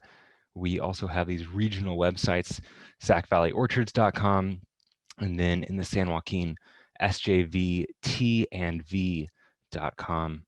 And then Phoebe Gordon, a farm advisor in Madera County, and myself have a podcast called Growing the Valley that you should all be listening to. So, as many of you know, this whole orchard recycling business started in Ammons with one Dr. Brent Holtz and a large team of compatriots. So Brent has become someone we now refer to in the extension world as Dr. Woodchip for his pioneering work in this regard. So what he was essentially asking was, can orchards be incorporated at the end of their life instead of removing them and either burning them in the field or chipping them up and then taking those chips to be burned at a cogeneration facility?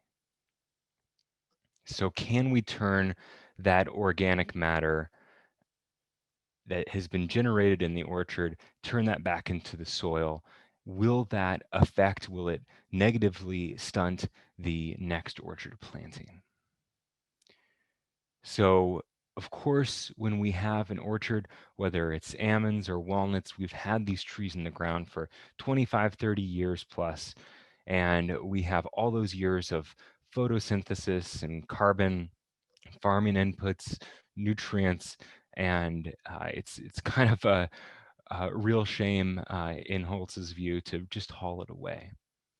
And instead, if we look at the organic matter that's available there, we have chips, at about a value of 60 tons per acre in almonds that could instead be put in the soil. So how this has been done through a number of experiments now in almonds is you pull the trees, you grind the trees, and then you spread the chips and incorporate the chips.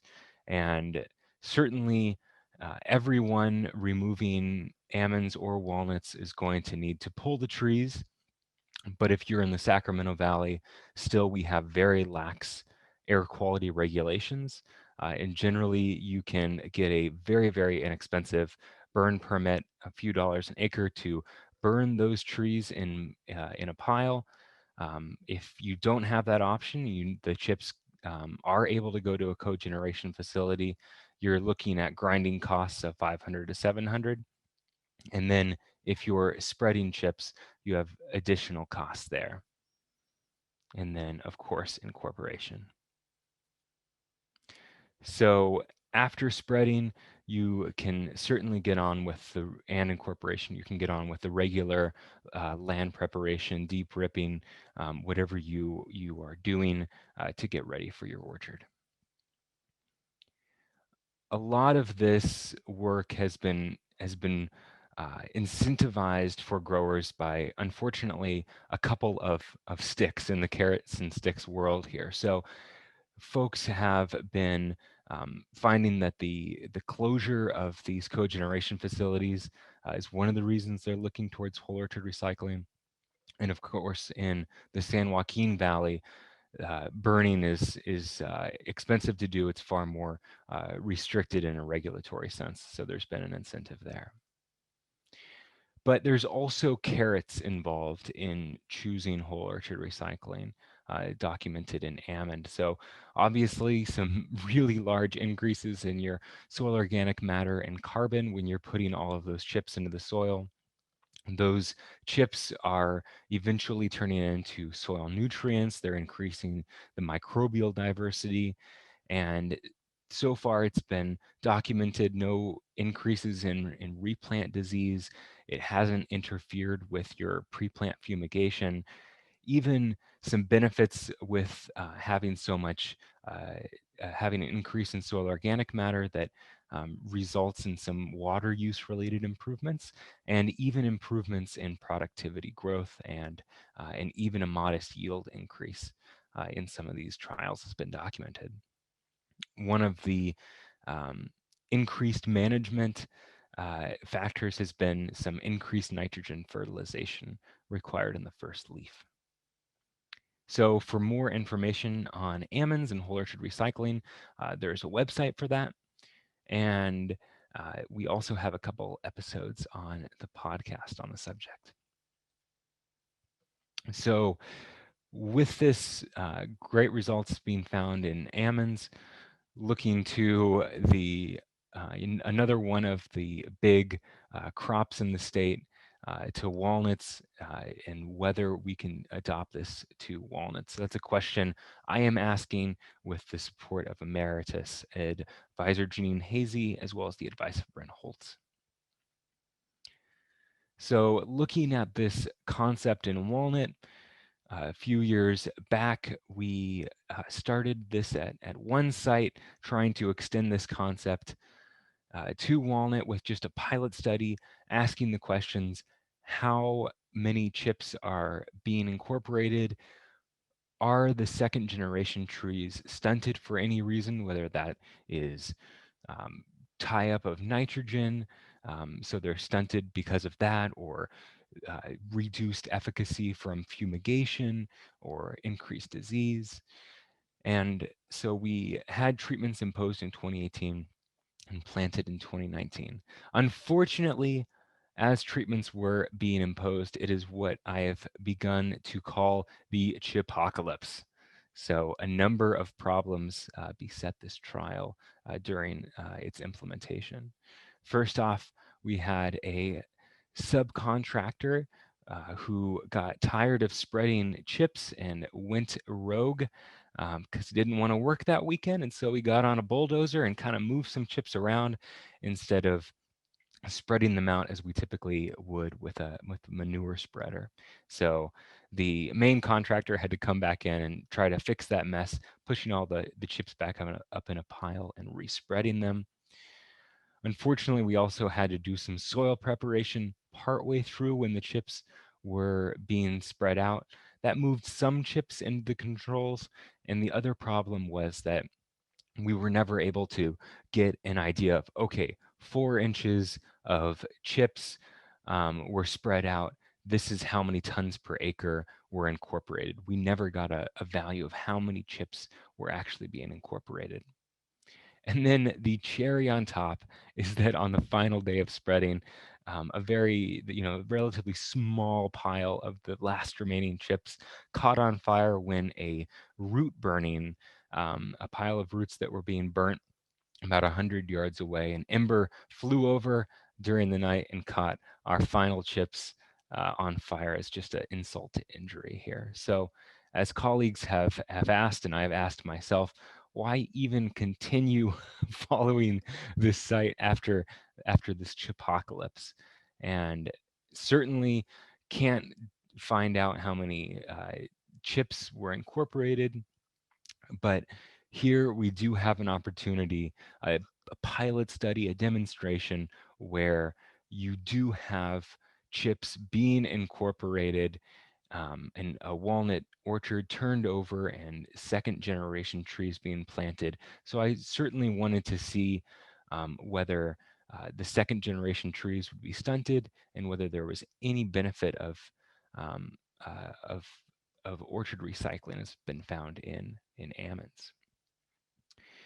So looking at root lesion nematode, which is the specific species of nematode that we're most concerned about in walnut production, before um, at the end of the life of the first generation orchard, levels were elevated between the two plots, but not different, and there was no difference at any point since. And following fumigation with Telone 2, 2018, 2019, 2020, those levels have remained really low so far. So it's been good to see that fumigation doesn't appear to have been impaired by the presence of chips, at least in this one site. In the first year of growth, I took some leaf analysis that most importantly didn't find a difference in nitrogen. We'd be concerned that with chips being present, you're going to have a tie-up of nitrogen temporarily, but we didn't see that. In fact, we saw slightly higher potassium levels and boron levels in the chipped areas. And then, most importantly, this past December, after 2 years of growing, we found that there was no difference in growth between the chipped areas and the removed areas. So here, just following these trees through, before planting, you can see the chips on the berms here, and after planting, early on in their growth in that first leaf, during the summer, and during the fall of the first year. And this is after they had all been topped. And then at the end of the second year, and this is in one of the chipped areas, so the trees are growing really nicely. So certainly in this first chipocalypse demonstration pilot study, caveat, caveat, caveat, grain of salt as it may be, certainly could not determine how many chips were incorporated in this experiment, but we have found that even though the the chips are variable across the plots. There certainly were areas where there were a lot of chips incorporated, and we don't have any evidence so far of stunting. It remains to be determined whether this plot will be able to show us whether there are any benefits of whole orchard recycling. I'm going to do just a little bit more soil analysis and see if there's a difference. If there's increased soil organic matter in those chipped plots, I think that's good evidence that there was a good treatment being imposed, and I'll continue to follow it. But if I don't, I'll just take this as the pilot study it was and probably discontinue it. But citing the problems at this first site, we definitely needed a second site. So Cliff Bumel, president of Agri-Miora, California, and longtime extension collaborator, reached out and working with Matt Conant, a grower in the Rio Oso area, they allowed me to do a new trial site, which we just finished putting the chips out. So Cliff here showing the operator how he wanted it done. So huge thanks to Cliff and to Matt for allowing this to happen. Cliff has done a ton of hard manual labor getting this trial imposed. So this is just last week looking at, I had set out tins, cooking trays, metal cooking trays before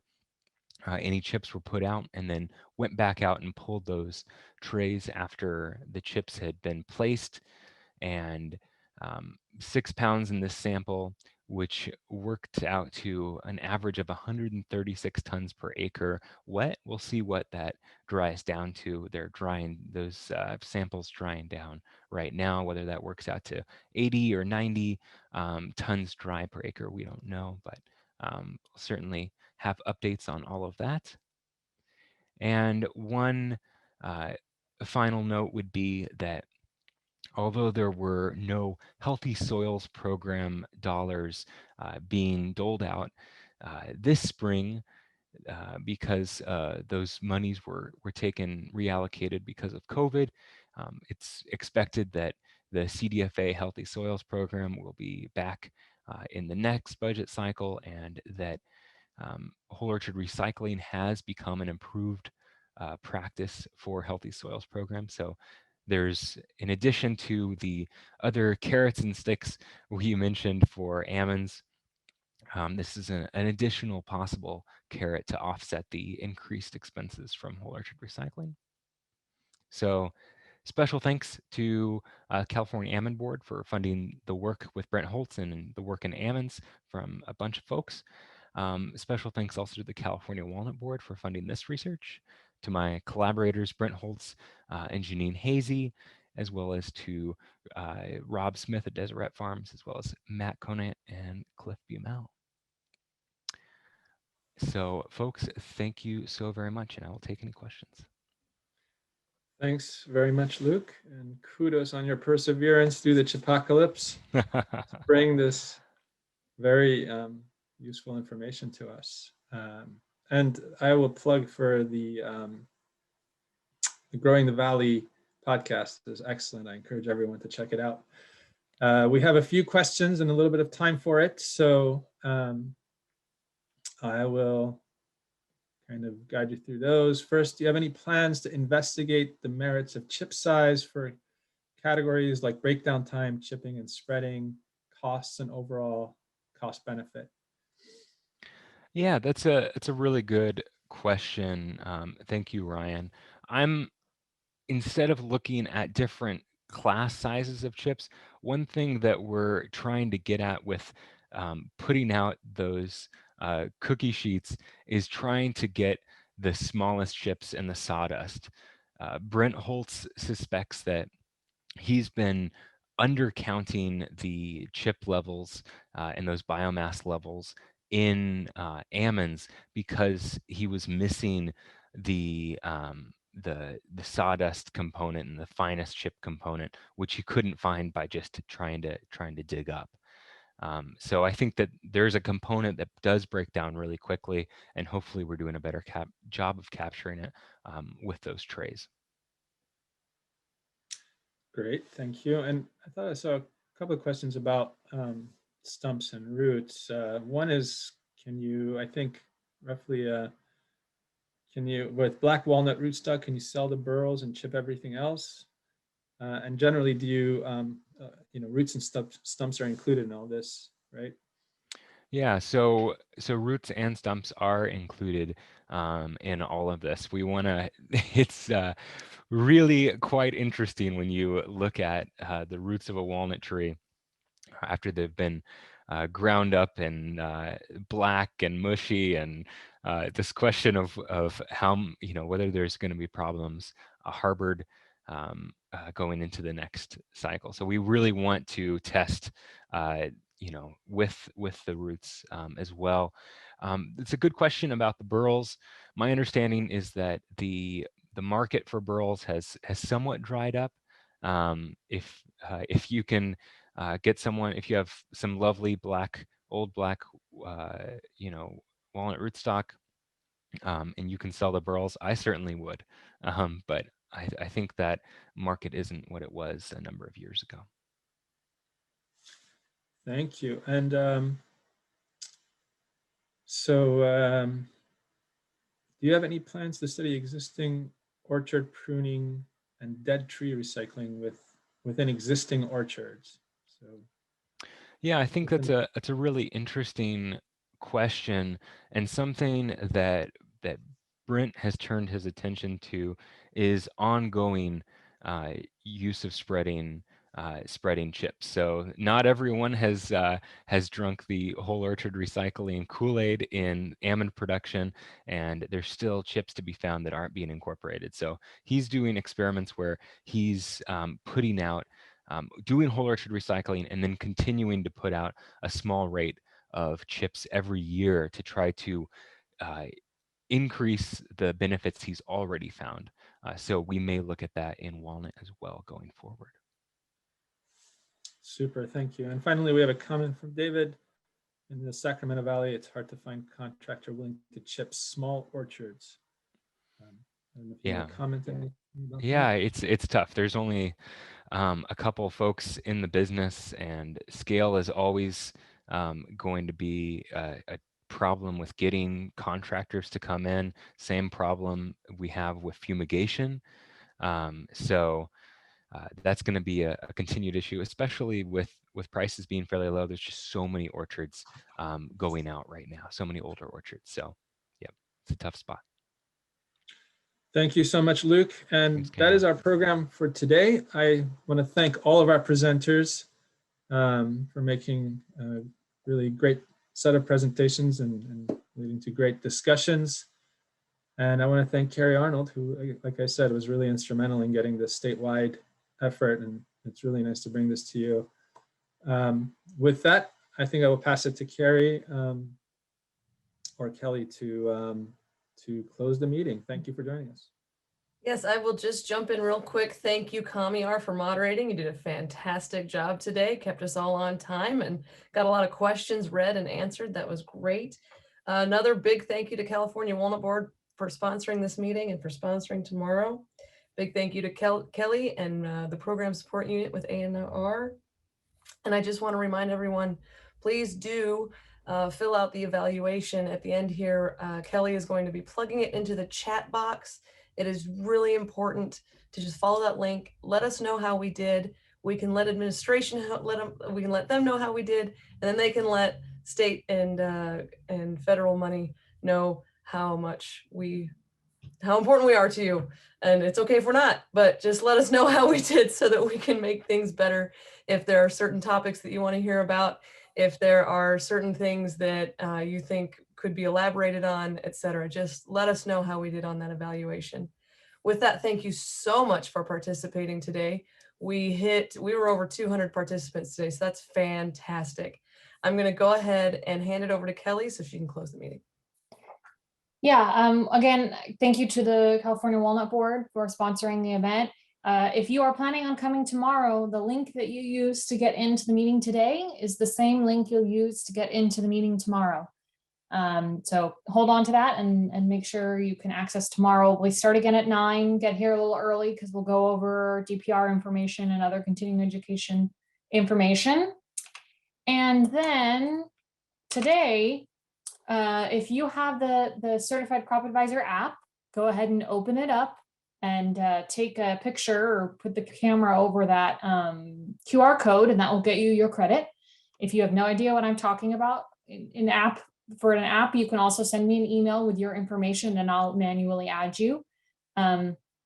For cures, you just need to send us an email to that email address if you want your credit, and we'll get you manually added. And then again, like Carrie said, it's really, really important for you to fill out the evaluation. So I'm going to drop that in the chat now while I am leaving that QR code up. And also it will automatically populate if you're joining from a web browser. So yeah, I'll leave this up for another minute or two, and then I will end the meeting. Thank you so much.